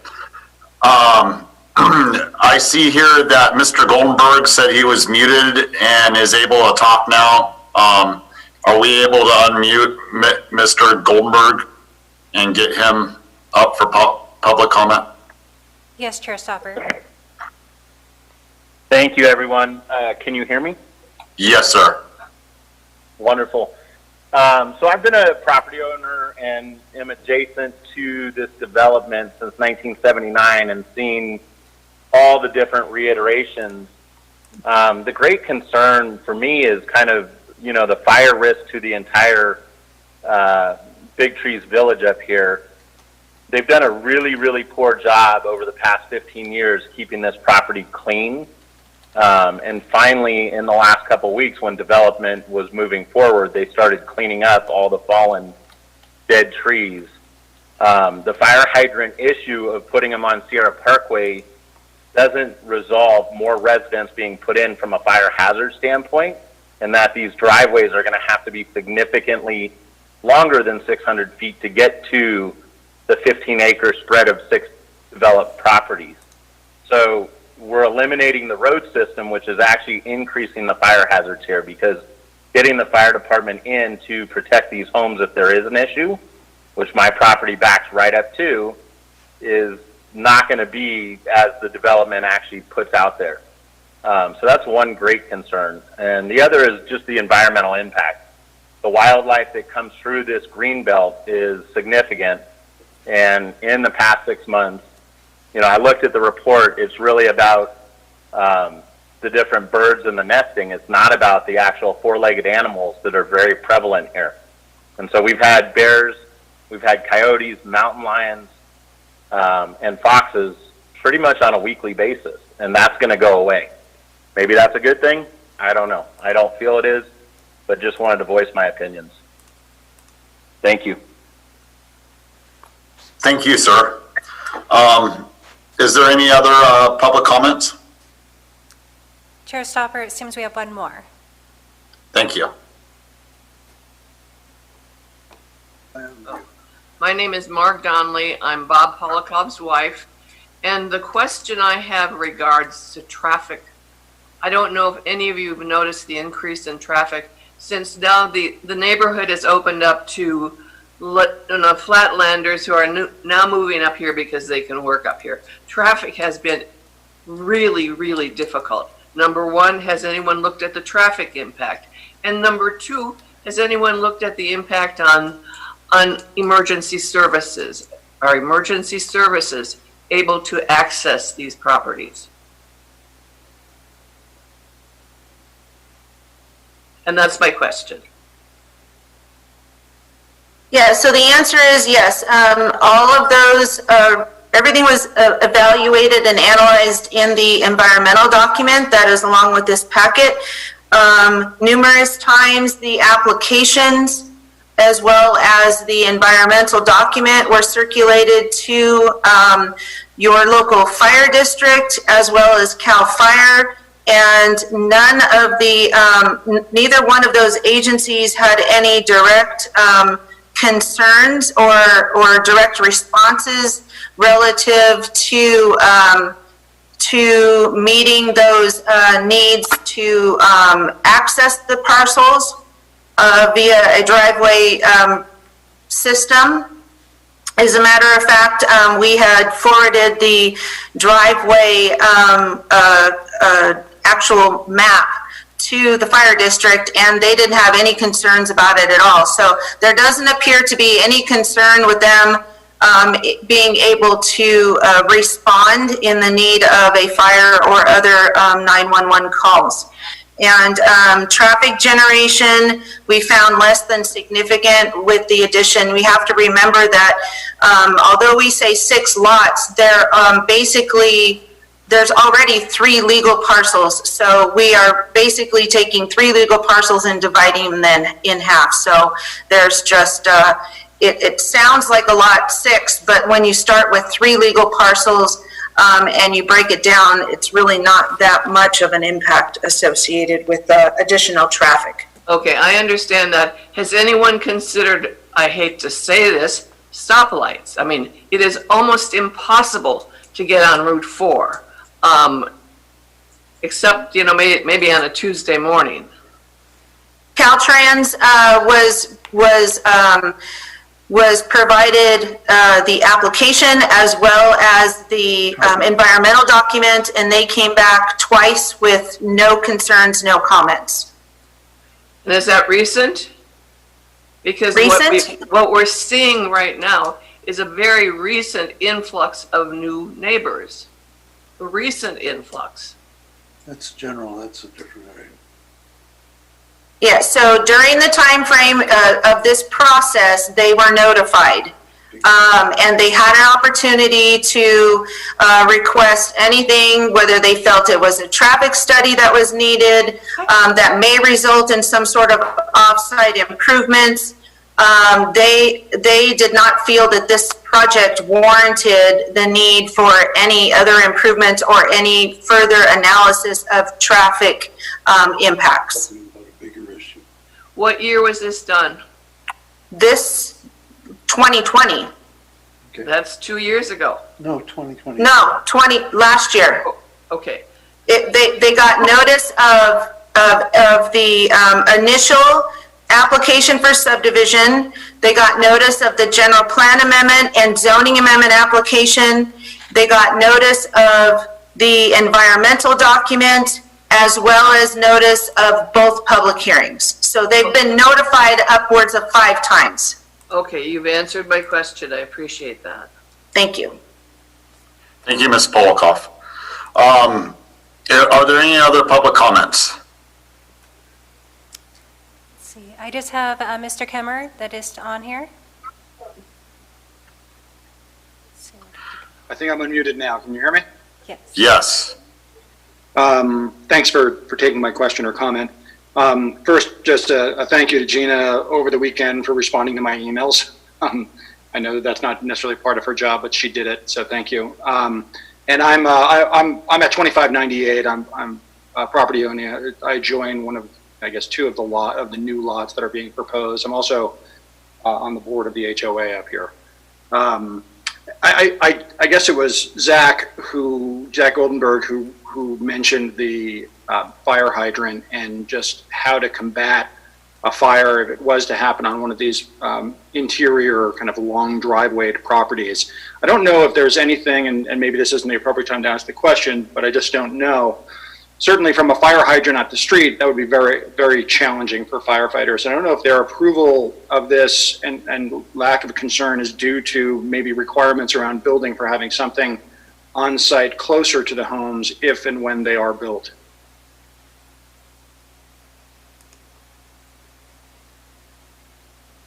Does anyone know that? There are building requirements for such things as water storage, but I'm not sure if that actually applies to these particular parcels. But there are lots of regulations through the building permit process that will have to be, adhered to. Yep. I know that, as a board member over the past several years up here, we're obviously, as homeowners, we're concerned about the fire danger, and certainly as board members we are as well. And we've done a huge amount of work up here to kind of get ourselves, and continue to be a fire-wise community, but there's been a lot of work to kind of mitigate to the extent that we can the fire danger, and we're just, very concerned about it. I just wanted to voice that. Absolutely. Thank you. Cheers.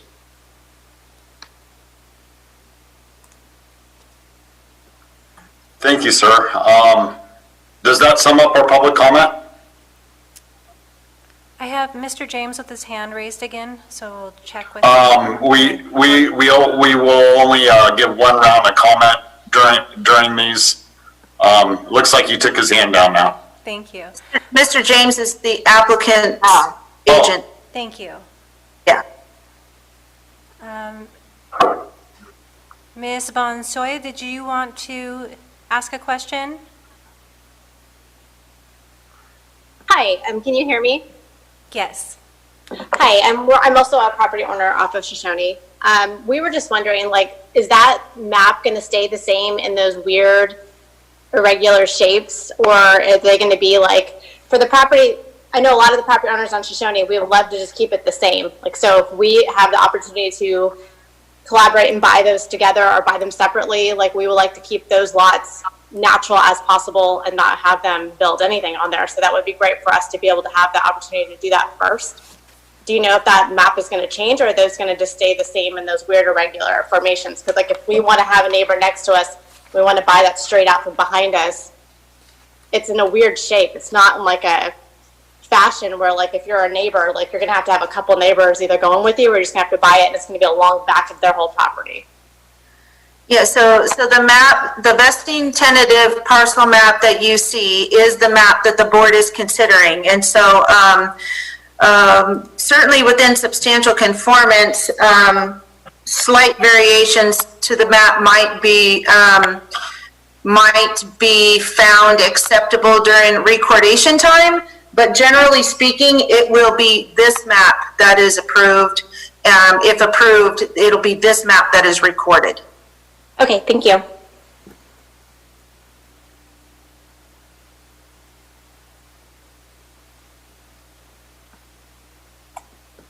Thank you, Jennifer. We'll move on. Are there any other public comment? There are no other public comment at this time. Okay. With that, I think the proper process is to close the open meeting at this time. And we will go forward to item My apologies here.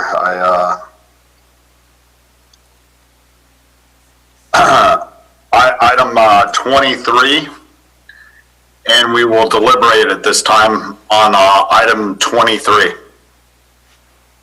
I would like to just sort of make a generic comment since all three of these are the same project. Yes, ma'am. As Mr. Goldenberg said, I too have been involved in many iterations of this project. And having met with the Homeowners Association many years ago and determining configuration where the entrance would be and so forth, the fact that this is a total reduction in the number of parcels, the parcels will be larger, and like all of us here in the Ebbets Pass corridor, we're required to follow CAL FIRE codes on 4290 on keeping our parcels clean. I think it's in the best interest to have a reduced number of parcels.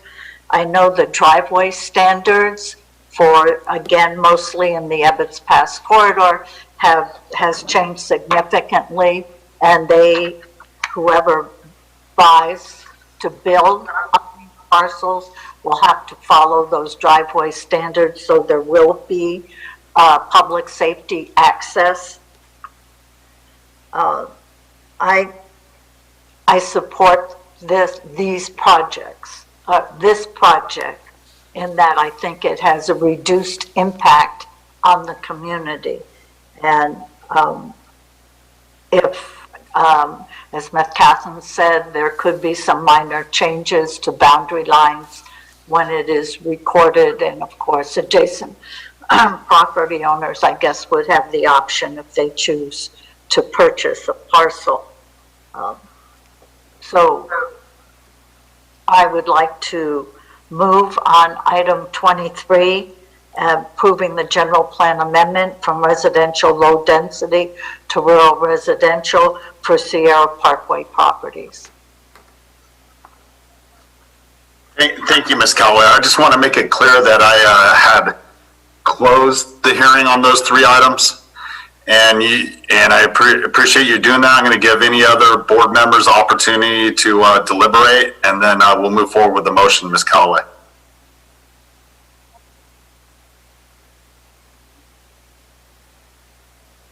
Is there any other board? I'm sorry. Go ahead, Gary. I have a couple questions. Gina, has there been, I'm not real familiar with the subdivision, and I'm not sure all the other lots, what's going on with them. You said it was public sewer. Has any perk test been done on these lots at all?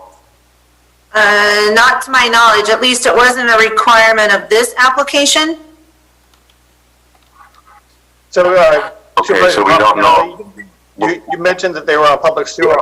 All of the other parcels are on private septic systems, on on-site wastewater disposal systems, and most of those are much smaller parcels. So generally, this area is one of the best for as far as perk rates, and so they will need to do a perk test prior to any construction on the parcels.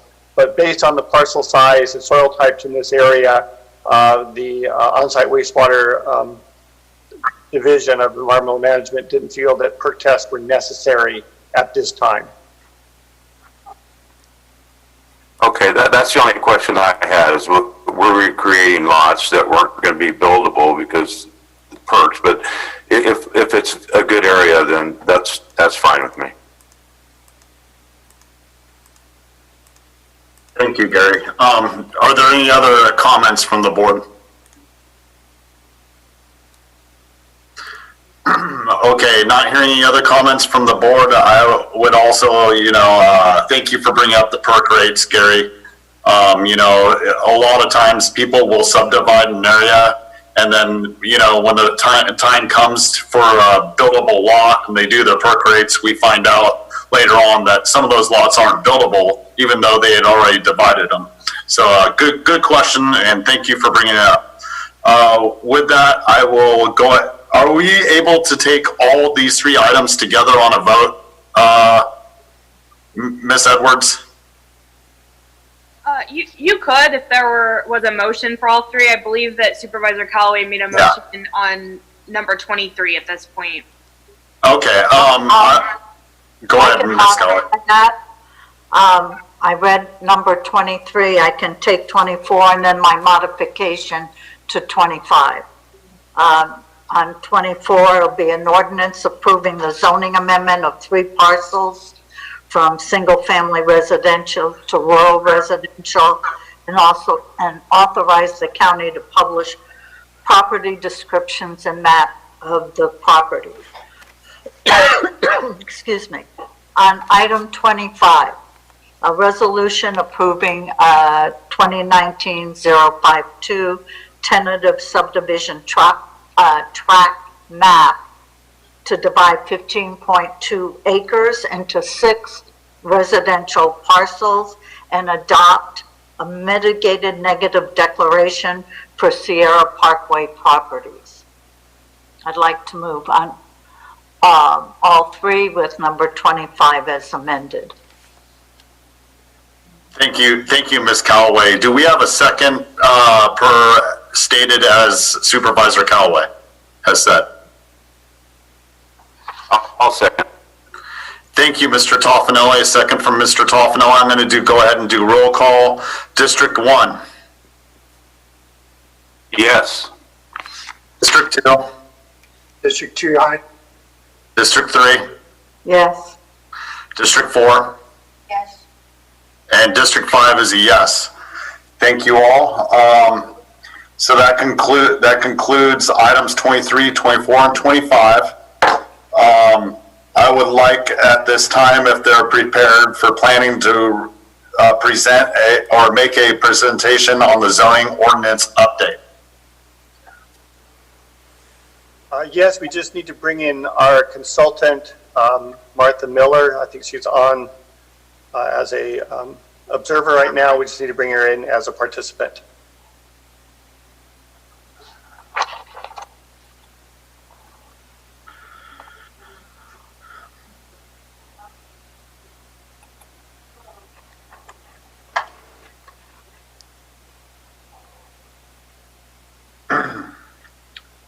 Is our board clerk on it? Yes, she should be being moved over right now. Thank you very much.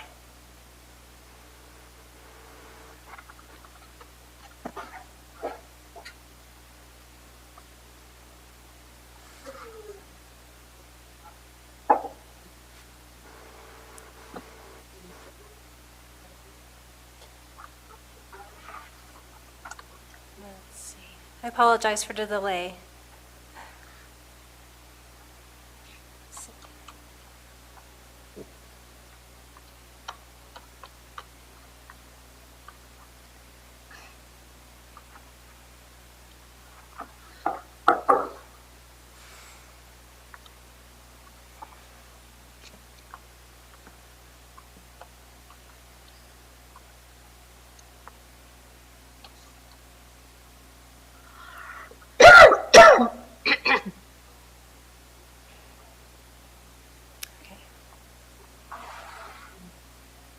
There we go, we are ready. Thank you very much. All right.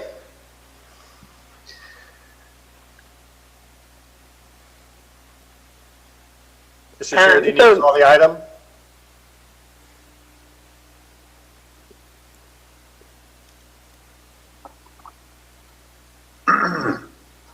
I'm sorry. Did you say, were you calling for me? Yes. Have you opened this item up already, or should we check it? Oh, yeah. My apologies. I was waiting for the transfer over and I lost my place. At this time, we would, I'm having a little trouble with my computer on this agenda, but I'm getting down to it right now. Right now, I would like to open the meeting to receive a presentation on the zoning ordinance update. Thank you, Mr. Chair, members of the board. Peter Maurer, Planning Director.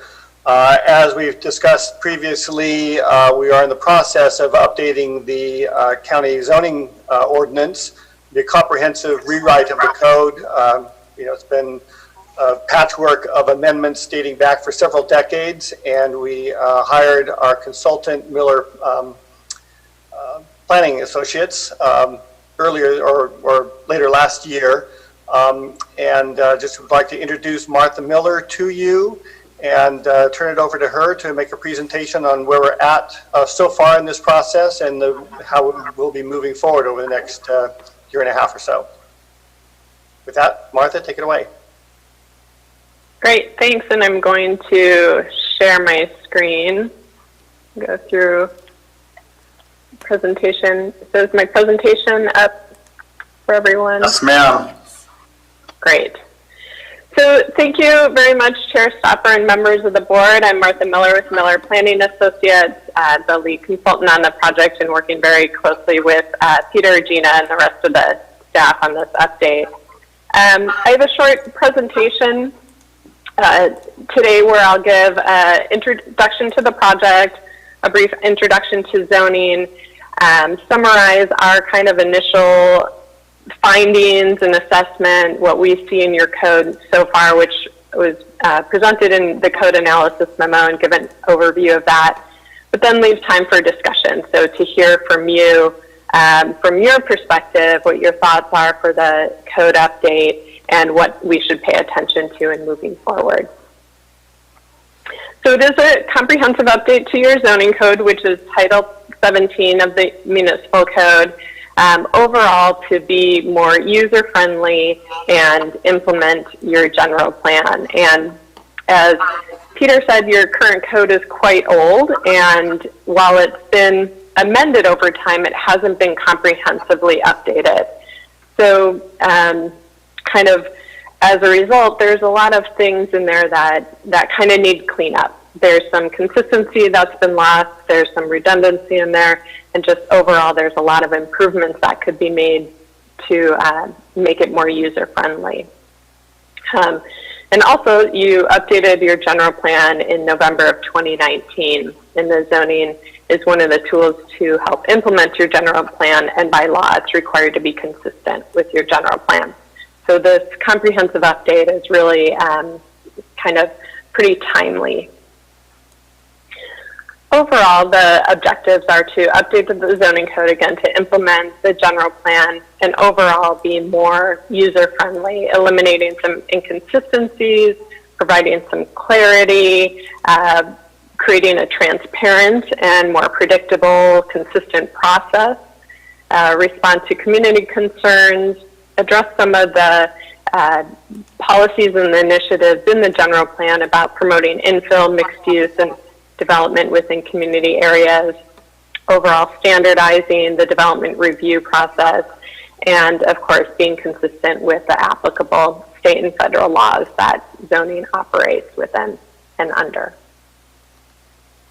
So we're at the beginning of the process where we're doing our initial research, reconnaissance, assessment of the current code, your general plan, the type of development you see on the ground. We've talked to staff, we've talked to some of your code users, we've made our observations. We kind of summarized that and put that into the code analysis memo, which you have before you, and that will summarize. From here, what we'll do is move into the actual drafting of the regulations, and we start with preliminary drafts, and we work with staff on developing those. And then those, as they're drafted, will be available on the county's website for review. We'll also reach out to other departments for review, or reach out to others that have a particular knowledge or interest in a certain aspect or interface with that section of the code. We'll do some kind of focused review on those. Once we get some input and feedback on the preliminary drafts, we make revisions, and then we'll package it all together into a complete draft zoning code and kind of go through that same process where we look at it, have it available for review, ask people to review it, get some input, and then we'll make revisions again. And after that then will take it through a formal review and adoption process. So there's opportunities to comment and provide input throughout the process. It is an iterative process, so there isn't really, until we get to adoption, there really isn't a cutoff date, but we do at the same time like to hear about things as early in the process as possible so that we're aware and we can wrap it in. So what is zoning? When we talk about zoning, overall it's the body of regulations that establish what can be built on a property, how a property can be used, and what type of review process is required. I kind of think of zoning as being a good neighbor. It's really, the intent is to minimize the adverse effects that the buildings or the use of one property might have on another, but also to encourage the optimal land use patterns and encourage development and use in a way that's consistent with the vision for that community. And that's really expressed in your general plan. So zoning identifies the types of uses that are permitted, which uses are subject to certain standards, which uses are not allowed. It establishes development standards and design standards so that the form of that building, the heights, the setbacks, the location of the property really are in keeping with that character that the community is interested in. There's performance standards for land use compatibility. And then overall, zoning can be predictable. By having clear regulations, clear processes, there's an assurance of potential development, which is important not only for a property owner or an investor to know how a property can be used, but also for the community and any neighbors to know what they might expect in their community or in their neighborhood. So when we go through these efforts, zoning is often called upon to do some things that it either doesn't do very well or that it in fact doesn't do. And so we like to point those out as well early in the process. So while zoning can house development standards within it, it really can't dictate architectural design. So we can look at the building envelope, the form of development, but not dictate a certain architectural style through that. Zoning also cannot regulate the free market. So it doesn't, while it identifies the types of uses that are allowed, it can't determine the exact mix of tenants in a certain development. It also can't create a market for development that doesn't already exist. There's a lot of factors that go into it, but zoning does not create a market for development. And zoning also does not establish land use policy. It's really an implementation tool. And we'll talk a lot about it being consistent with the general plan, because general plan, the county's kind of most influential visioning document, land use policy document that the zoning follows up. And when we update the zoning ordinance, the zoning code and the zoning ordinance, we like to think about the users of the code, because there's a lot of different users and they have different perspectives. And so we try to keep all of that in mind. And this is an oversimplification of the different users and kind of the interests within it. But I think it just helps kind of give some context. Applicants are looking for, what are the rules that need to be followed for development? What's allowed? What's the time frame for decision making? Is there any flexibility involved? How are neighbors' concerns considered throughout the process? Design professionals also interested in clear rules, but maybe a little bit more about the flexibility if there's a certain design solution that they have or that they need to accommodate in a project. What's the avenue for that if there's any ability? Planning staff, officials, how to respond to community concerns, how to implement general plan policies or county policies that sometimes might have competing priorities. Also, protection of community character, environmental resources, what the appropriate process for evaluating all that. And then residents and business owners, what can be done on a property, again, how long it takes, what that process for input is, and really when is there a final answer. So overall, it's really about finding the right balance. And with the regulations, like how much flexibility is important versus predictability, you know, how much does the standard add to development cost versus the quality that you're going to get out of it. So whenever we go through these exercises, we really look at it as, you know, finding the least amount of rules possible to get the job done. And for Calaveras County, that's going to be different than it is anywhere else. And so that's a lot of the conversation that we have as we go through and updating the standards and the regulations. So, like I said, we talked to some code users to get, you know, some input and perspective from people familiar with the code of, from their perspective, what some issues were, and those are included in the code analysis memo. But there were some kind of common themes that came out through all these conversations. And particularly one of them was clarifying the code and make sure that the code and the standards, it's easy to navigate, it's understandable, it's consistently applied, consistently interpreted, that there's flexibility, particularly for uses and use of property. And that kind of goes along with another theme, which was allowing mixed use and incorporate provisions to address contemporary uses. And some mentioned were, you know, small scale agriculture, retreats, home businesses, you know, to make sure that as the nature of kind of land use changes, that the code keeps up with it. Overall, the comments were that the existing development standards were generally adequate, generally appropriate. Parking always gets comments whenever we do these exercises. And there are some thoughts that parking requirements should be adjusted to reflect different contexts. And I know one person said, you know, where there's not enough parking where you need parking, and there's too much parking where, you know, not a lot of parking necessary. And then overall, clarifying the review process and making that less onerous. And a lot of what we heard from code users kind of was in line with our observations. And we categorized our observations kind of in four main issue areas, which are described in the analysis memo, and I'll summarize here. First and foremost, and again, we heard this from code users, we heard it from staff, is our observation was that the code really needs to be easier to use and understand. Usability was the biggest issue. So overall, the organization's not intuitive. Things that maybe should be grouped together aren't. There's redundancy.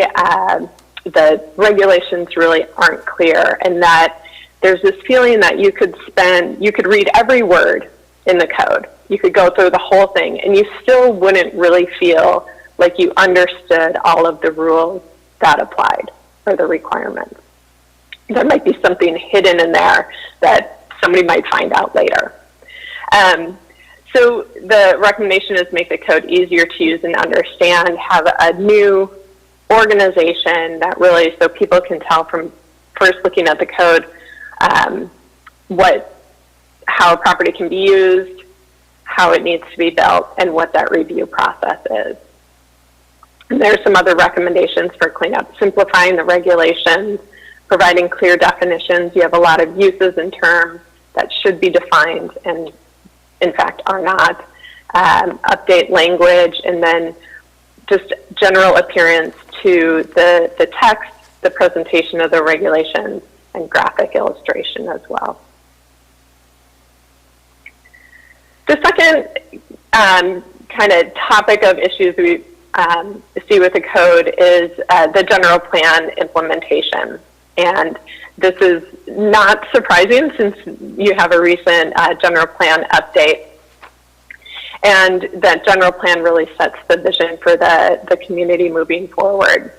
And while there are updates for your zoning code necessary to implement the general plan, it's important to remember that your general plan, while it was updated, was not a whole kind of revisioning of, the vision for the county. There's a lot of continuance of kind of the current vision, the current land use pattern. So it's not a wholesale rezoning of the county, but there are some kind of cleanups that, or new zones that are called for in your, the general plan, including a historic center and an open space ordinance or district. But with the update, there's also the opportunity to streamline and kind of clean up some of your existing combining designate districts and overlay zones. So through the code update, we look for an opportunity of, and this is part of that simplifying the code rather than having a lot of different layers to it. We're trying to just have things in one place or stay at once versus, again, just kind of layering on requirements. The second part to look at for general plan implementation are the development standards and the use regulations. So again, overall, it doesn't seem that your development standards are actually, they seem fine, they seem adequate. There weren't a lot of problems that rose to the surface with them. But your general plan does have policies for looking at lighting, landscaping, signage, solar array, parking, and some other development standards. So we'll be looking at updating those consistent with that general plan direction. As well as use regulations, making sure that the uses that are allowed in each of your zoning districts really matches the purpose of those coordinating land use designations in your general plan. And also recognizing some contemporary uses and making sure that there's enough flexibility in your definitions of uses so that as new and different kind of types of uses come out, everyone kind of knows where it fits within the hierarchy. And then finally, non-conforming provisions. So these are the provisions for how do uses or development that was legal at the time it was built and was consistent with the regulations in place, but over time as those regulations have changed, that existing development no longer meets the standards. And when we used to look at non-conforming provisions, we kind of took this very one-size-fits-all approach. If it doesn't meet the current standards, we need to get rid of it. We need to limit what it can do. And as we move on with that, we see maybe a more nuanced approach is required where, sure, there may be some uses that are noxious, don't fit in the community anymore, and those you want to see phase out over time. But there might be other non-conforming development that adds to community character. If you have an old residence in a commercial area, or if you have a building that's non-conforming towards setbacks, but it really, adds to that character of that area. And we can look at provisions for allowing those types of non-conformities to really be treated than, some of the other more problematic ones. Also looking at the review process. So the development review procedures really establish that procedural environment for the county to achieve, its goals and its policies in the general plan. If they're vague, if they're confusing, they can frustrate applicants, they frustrate community members, they can frustrate staff, they can frustrate decision makers, and it can really hinder the county's ability to attract the type of investment you want to see. So conversely, if you have a clear path, if it's predictable, there's clear what the process is, what the timeline is, and the time for public input, then people can make appropriate decisions. And that can help promote that good development. It can help promote trust in the process. So for all of the administrative provisions, they should be clarified and they should be clear what that process is. The timeline, who's making the review, the public input process. But also through this process, there's the opportunity to adjust those review thresholds where appropriate, considering, if new standards are introduced into the code, then maybe you can lower that level of review. Or if there's some things that maybe go to the Planning Commission or go to the Board of Supervisors for decision, but they're kind of routine and maybe they could be made at a lower level. So as we go through the process, we will be looking at input on those types of things. Are there things that are currently decided upon by one body that maybe could be decided upon by another? And then finally, local jurisdictions have a lot of authority over the land use regulations, but there are some things that the state and the federal law kind of limits our ability or kind of tells us how we need to treat certain things. And we're just cognizant of that as we go through the process. And you might hear us saying sometimes, well, it's this way because of state law or because of something's a protected use under federal law. So up on the screen, that's just the kind of topic areas of a lot of the ones that are particularly something that we pay attention to. You probably have had conversations on some of these already, particularly accessory dwelling units and so on. But we just point these out, and as we go through the process, we're cognizant of it. And again, there will be times you'll be hearing from us, well, this is this way because of state or federal law. So with that, that's a summary of, again, our initial assessment observations, and we'd like to hear from you if, that was kind of in line with your thoughts, or there are things that we missed, or if there's anything else that, from your perspective, you want to make sure we're aware of as we continue on the process with staff.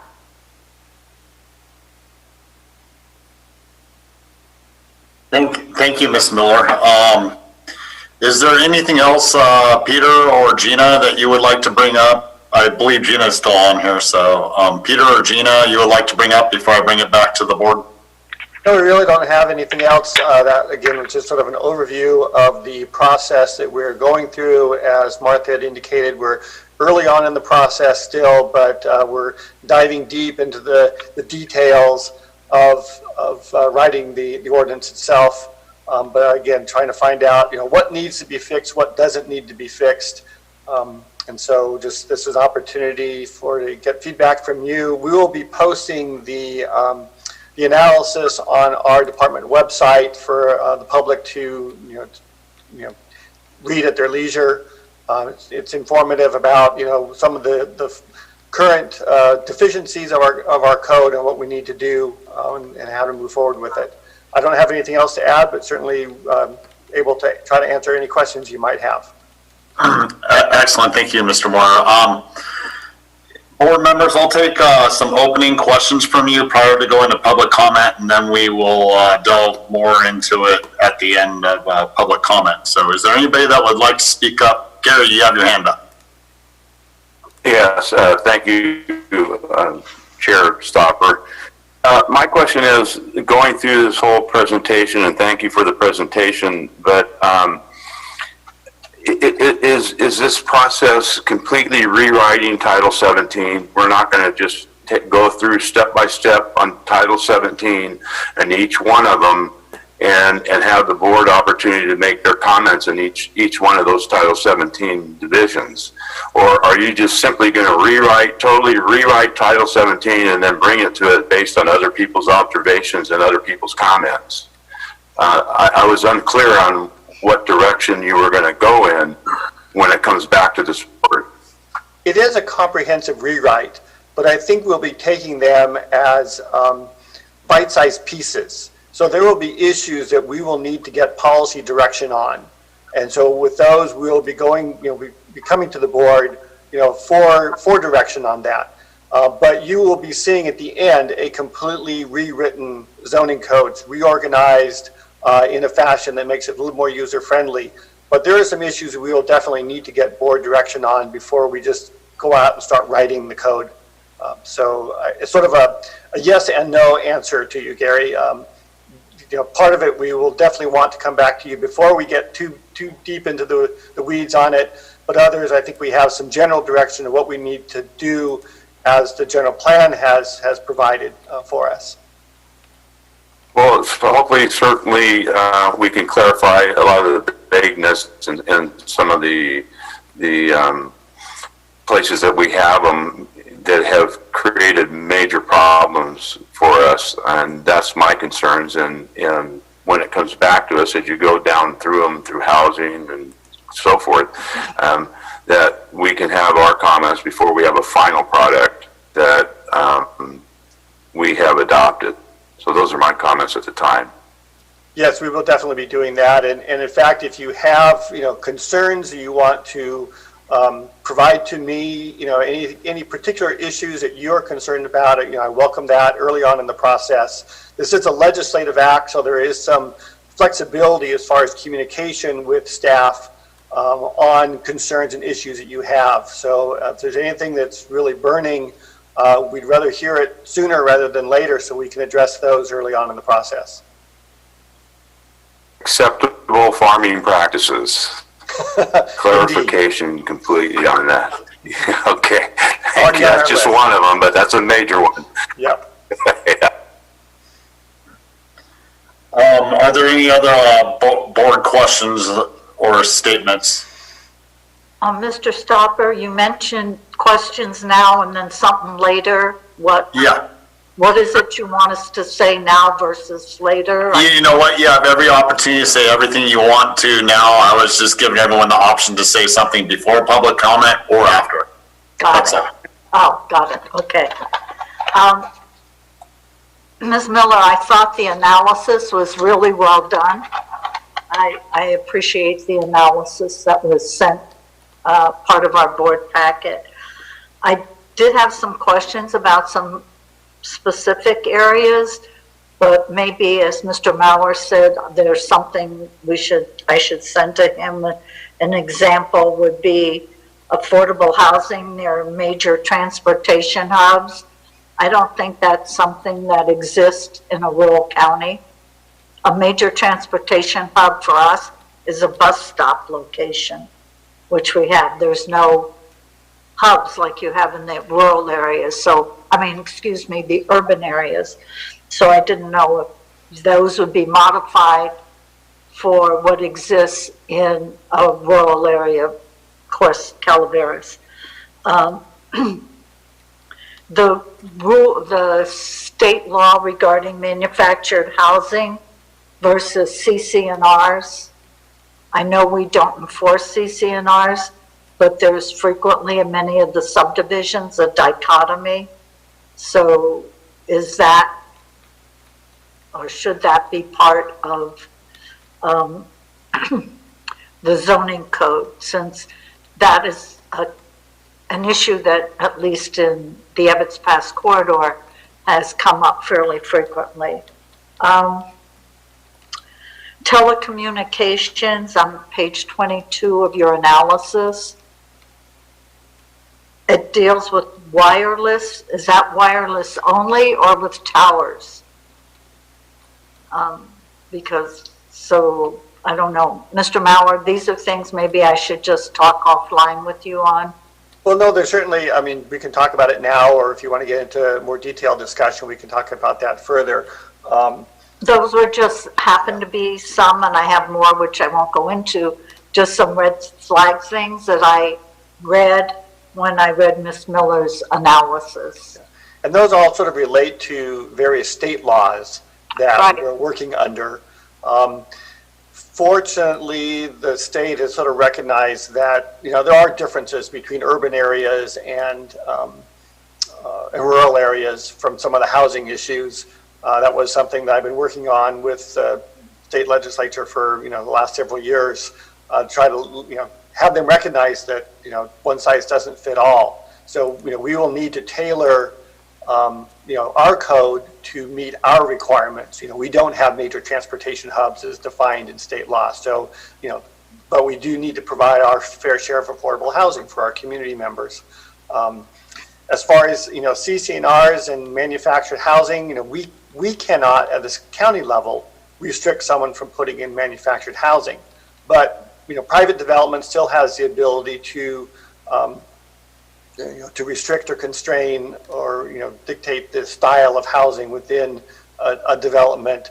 But that is something that they would have to enforce rather than us. And I think it goes down a slippery slope to start putting code requirements for private development for, private deed restrictions into our code, and that we start enforcing that. I would strongly not recommend that we do that. We leave that to the homeowners associations or other, agencies that want to do that. And then there are a lot of rules regarding public utilities and, transmission towers, infrastructure, transmission, water, sewer, that the state regulates, that we are limited on. So, telecommunications includes both power, telephone, wired and wireless communications that will need to be consistent with state law on. So do I understand that that the zoning code, don't want to put a pronoun on it, is going to be like a matrix system? I mean, I like the idea that there'll be visuals versus reading, but is that it would be a matrix so that you'd have parking and setbacks or what have you, and all that we're complaining? Yeah, there will be a number of tables and matrices within the code. One of the main things would be like the permitted land uses. So if you have a land use, say you want to put in a retail grocery store, you could go down the list and see what zones that's allowed in, or where it might require a use permit, all on one page, or on a series of pages, rather than having to go through each different section. Is it permitted here, and read through the long list? Oh, it's not on that list. It'll be much more accessible to the users, to staff, to be able to say, oh, here's a use. And it will be more general in nature as far as how that use is described.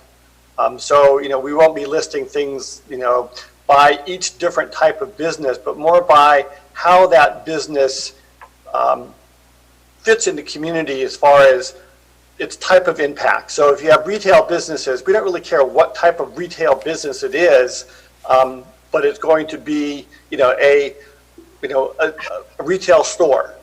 And it might be differentiated by size and scale as opposed to what's being sold. Now, in some cases, what's being sold is important. So, for example, if it's a liquor store, that may have different impacts than a candy store. And so we'll be looking at all of these uses, combining them into groups that are similar, and defining them that way. And then those that have unique characteristics that need to be differentiated, those will also be listed. Martha, I hope give a nod yes if I'm on the right track here. So that's the intent that we have. I mean, I think that we have like 130 different uses listed in the C2 zone. We don't need that many precise listing of the different types of businesses that can go in that zone. So it'll be streamlined in that way, and then it'll be really visually what's the word I'm looking for? Easy to use by the staff, by the public, by decision makers. Is that use allowed in this zone? What other zones is it allowed in? So if there's a guy that wants to open up a business in the county, he can find out, quickly which zones it's permitted in, and then they can go out and look for that site in order to locate that business. Okay. I have others, but I'll do that on the sidebar. Thank you. Thank you, Marita. Anyone else on the board have any comments prior to public comment?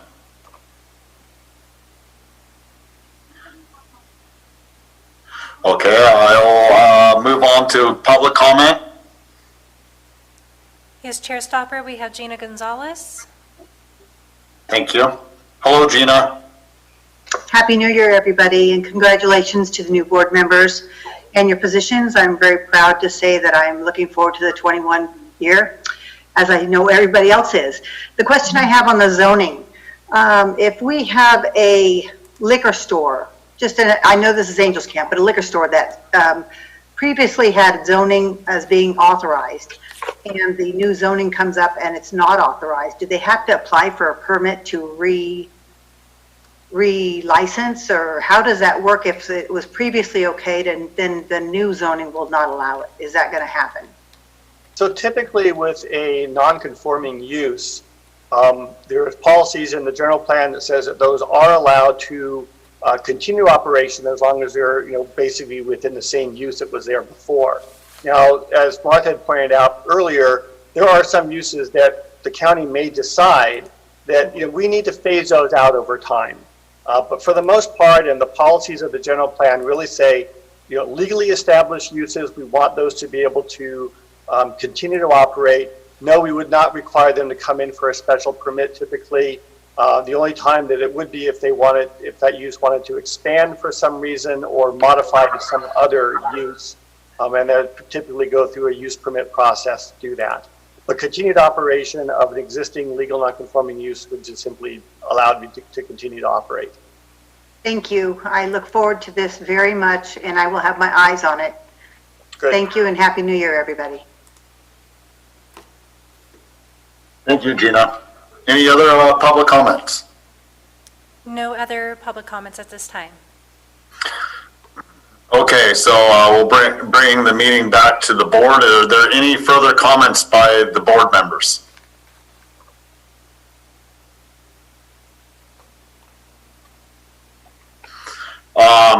Gary, you have your hand up. Sorry, it took me a second to see it. That's okay. Thank you, Chair Stopper. Peter, you're going to have all this accomplished by a certain date in March? Well, I'm going to leave it in good hands. Gina's on board to carry it on, and I know that Martha will work with whoever my successor is going to be, and hopefully we'll get someone that's more talented than me to come in here and wrap these things up. That's a stretch, Peter. Well, I appreciate it. Yeah, that is. We can make a condition of his departure, Gary. I think we should vote unanimously as the board to do that, Mr. Garamendi. That's a good point. Yes. Is there anything else? We don't have anything else up. Mr. Garamendi, do you have anything? No, sir. Ms. Bollendorf? Okay, I will bring up Peter. I just have one question. I mean, it's pretty good. Supervisor Toffanelli and Marita addressed their issues. I think they covered most of the things. As we move forward, we all received a letter from one of my constituents within my district. That's been let's just call it frequent flyer when it comes to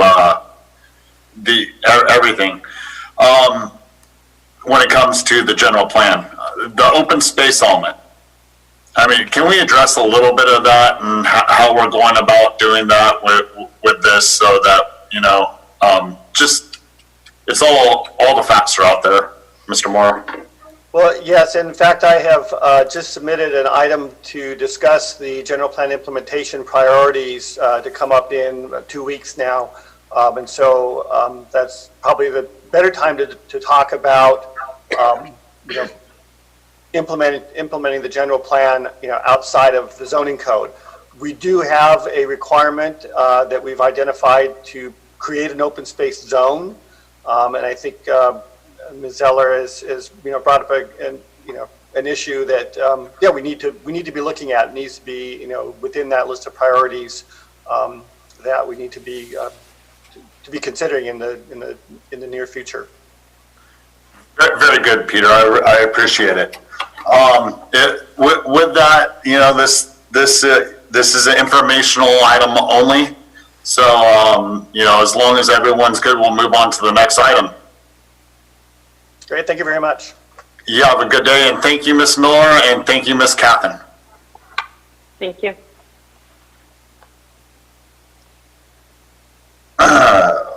Okay, so let me get. So the next item. There. My apologies. I got to go back up to my main agenda. Chair Stopper, would you like me to read them? 27 and 20 are items by us, the clerk of the Board of Supervisors. Yeah, absolutely. Go ahead and read 27 and we'll work on 27. Item 27, we have assigned members of the Board of Supervisors to various committees for the calendar year of 2021. I believe that we provided each supervisor a list of the assignments. So we just would like to know what changes may need to be made, and of course, what committees Supervisor Follendorf would like to sign up for. Okay, let's see. I have my list here in front of me on the board agenda. Can we exercise this item by item? We'll start with Area 12 on agency, move down the list, and and go that route to make sure that we got everything covered here. I'm happy with everything that I'm on. I am also, Marita. I would like to hear from the other supervisors. Well, can I make a proposal here, Mr. Chair? Yeah, absolutely. I would propose that we, just before we go in each one, down each one, that we just say that if everything remains the same with the exception of where it says Mills, that you put Follendorf there, and then we can, if there's any individual ones that people want to discuss, then we can discuss changing those. Otherwise, going down each one of them is going to take 2 hours. most of the day, a discussion for each one of them. If we just go status quo and change Mills, and then if there's anybody else wants to discuss changing the position, then we can do that on specific items. I concur, Mr. Toffanelli. That's a good suggestion. We'll go that route, and then we'll let any individual supervisor pull any certain thing that they have issues with, and we can discuss it there. Ben? So, yes, sir. Mr. Chair, sorry, getting used to these new titles. Mr. Chair, I would like to know, I'm good with this plan too. It's easy. I think we're all comfortable with our committees, but if there are committees in particular that Supervisor Follendorf is interested in because of her personal interest or professional, she really wants, I would of course be willing to work with her on any of those. And I'd also think we ought to probably at least address briefly NACO, a committee we haven't filled in a couple of years, and whether we want to take that up again or not. Good points, Mr. Garamendi. So we're going to pull NACO, and then we're going to give Supervisor Follendorf the opportunity to discuss anything that she's uncomfortable with or something she would be more comfortable with. So I think most of the other board members are comfortable at the time with where they're at. So Ms. Follendorf. I'm happy switching to fill in where Mills is at. I believe the only one which he was on would be COG and CTA. So I think that answers that question. But I have a question for Chairman Doppert and Mr. Toffanelli for the East Side San Joaquin GSA. Since those are primarily in your districts, is there any interest for either one of you to be on that? If not, I am happy to fill that. I would think. Go ahead, Gary. Sorry. I'm sorry, Jerry. I was going to say Ben would be a better fit there because he basically works. That's his job outside of being a supervisor is CCWD, and that's their forte. He would know more about it than I, although I will sit in if that's the case. I personally would appreciate if you would sit in, Gary. Just so I want to tread those waters lightly.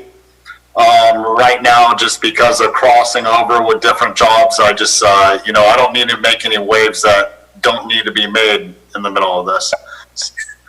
So I would take it, but I would appreciate you taking it, sir. That's not I'll do so. Okay, and Amanda, if you would consider, being Gary's alternate for that. Yeah, that's fine. I just figured since it's primarily in your guys' district, that would be more, No, you have a very good point, and, and I understand exactly that, and I would, if there's any questions moving forward, you're both more than free to reach out to me as any one individual so we don't violate the Brown Act on that issue. But no, I appreciate you both taking that on. Is there anyone else that would like to bring anything else up? I would just like to say to Amanda, part of that district is reaches into Copper area going down towards that line down there. So it is somewhat in your district, just a small portion of it down towards Milton Road, but it is there. yes, it just, the last meeting I watched, the two of you had very vested interests in commenting, so I just want to make sure you get those relayed to the committee directly. It's fine, Amanda. So let's discuss NACO. Mr. Chair, I believe we're members of it, right? I mean, somebody told me the other day that. Yes, through Health and Human Services. Right. Yeah. I mean, I just don't want to be us left out of the conversation. I think we're making good progress with CSAC and RCRC, and they've been great. And we haven't paid much attention to NACO, so I just want to see where everybody's at. Health and Human Services pay the dues for NACO.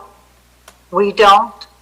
So we might want to ask Health and Human Services if they would want to be the representative, which I'm sure they don't. I don't. Unless you have interest, Mr. Garamendi. Well, I'm interested in watching it. I'm glad that in the time of COVID, we don't have to travel very far. But I haven't watched, I've got a lot of stuff that we've been working on with Regional Forest Service on trying to get some programs going. And some of their larger water interstate issues that do have some impact on Calaveras. Just want to keep an eye on it. Okay, Dibs, you're it, Mr. Garamendi. Yeah, you're it. I third it. Jack, you're in. Is there going to be, because we didn't appoint for this prior, is there going to be an alternate for this? And or do we just want to have Mr. Leach or whoever the Health and Human Services Director is back Mr. Garamendi up on that? How do we want to do this? What's legitimate? I think Supervisor Fallendorf ought to be part of this as well. She's not on a statewide commission yet. So I think she. This is national. National. Come on, Amanda. We'll have fun. Done. That's fine. I certainly hope so, because I just said yes for you. So I'm gonna have to. Right. We're gonna have to. If we're all good with where we're at right now, I'm gonna give the public an opportunity to comment.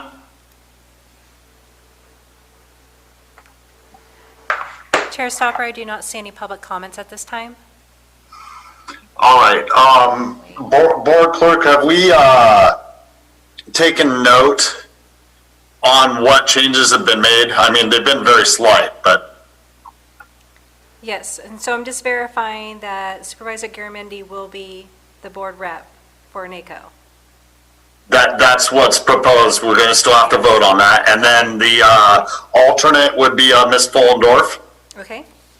And then the other one I took down is the East Side GSA, Eastern San Joaquin GSA.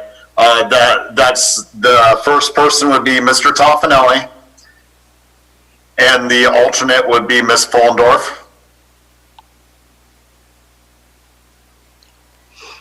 I think those are the only two changes we made. Am I correct? Correct. Okay, and then with the replacement of the Mills name with the Fullendorf name on everything else, and I will entertain a motion. So moved. So moved, Mr. Chair. I'm going to give this one to you, Mr. Toffenelli. Mr. Garamendi, you want a second? Thank you, sir. So we have a first by Mr. Toffenelli, second by Mr. Garamendi.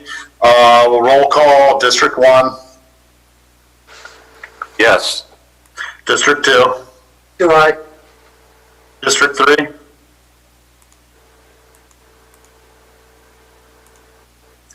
Ms. Callaway? You're muted. Yes. District 4? Yes. And District 5 is a yes, that passes 5-0. Thank you all. I think we want to probably power through this final item, being it's 12, but we'll get through this final item on boards and committees. So the appointment of applicants to serve specific terms and necessary for these entities to be able to perform their duties as required. Go back up the agenda. Laura Clerk, you were going to read these for me. I apologize. So yes, item number 28 is appoint of applicants to serve on various committees, commissions, advisory boards, and county service areas. If the board wishes, I can read each agency or committee that has applicants or have vacancies. They're in the ones listed in your staff memo. Yeah, this would take quite some time. In the interest of time, I would go ahead and say that I have read it. I'll listen to my other board members, but let's hear if there's any one person that needs to be pulled throughout the process.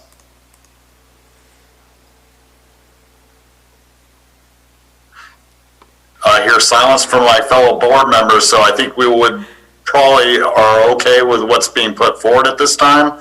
I'm going to entertain time for public comment right now.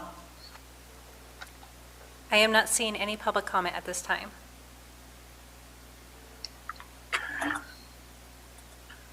Yeah, the attendees really went down. Oh, wait, there's a hand up in attendees. Okay. Oh, it's Miss Galino. So. Miss Kathy Galino. Kathy Galino, Calaveras County Economic and Community Development. Just want to reach out and let you know that we've had a few vacancies on our Parks and Rec Commission. And in District 4, Supervisor Follendorf, that's your district. And District 1, Supervisor Tofanelli, that's your district. So if there's any way I can help facilitate getting applications in, it's pretty easy. It's online. I can email forms out, but would love to have some more participants on that commission. That's it. Thank you, Kathy. I think that's very important moving forward. We have some good opportunities coming up to facilitate some money moving towards some more parks and recreation. That said, is there any other public comments? No other public comments. With that, I'll entertain a motion. So move. Thank you, Ms. Callaway. Well, do we have a second? Second. Second. Jack, you got the punch that time. So a second. Roll call. District 1. Yes. District 2. District 2, aye. District 3. Yes. District 4. Aye. District 5 is an aye, so that's passes 5-0. Okay, so with that done, we do supervisors announcements in compliance with Government Code 53232.3. Board members shall provide brief reports on any meetings attended at the expense of the local agency and may make other announcements or report out. So District 1, Mr. Toffenelli. I don't have a lot to report. I just want to say happy birthday, Supervisor Stopper, and I'm sorry you have to deal with the product when you got up first thing this morning. And Marita, I got to tell you, this whole time with what's behind you, every time you spoke and it showed you, it's like smoke is coming out of the back of your head. So it was like you were in deep thought. Good job. And that's all I have. Okay, District 2, Mr. Garamendi.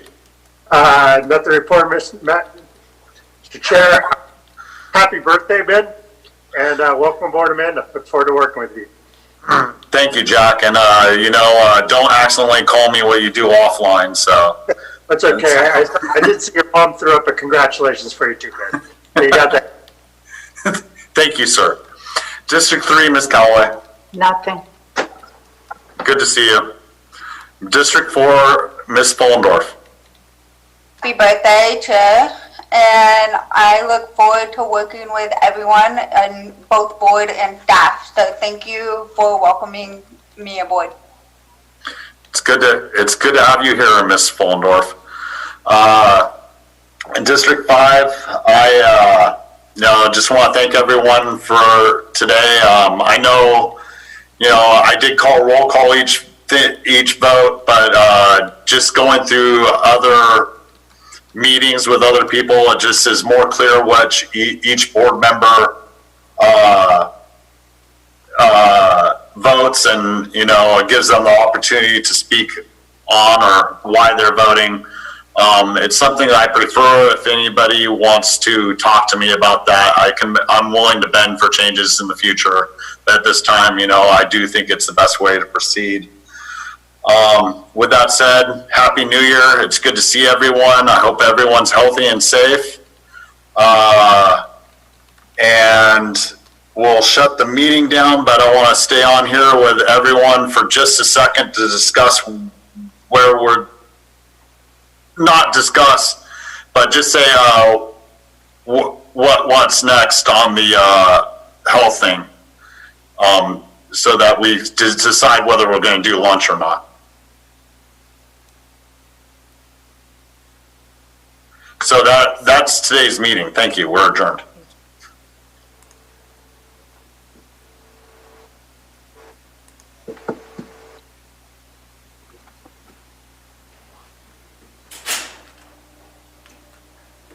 Thank you, Susan.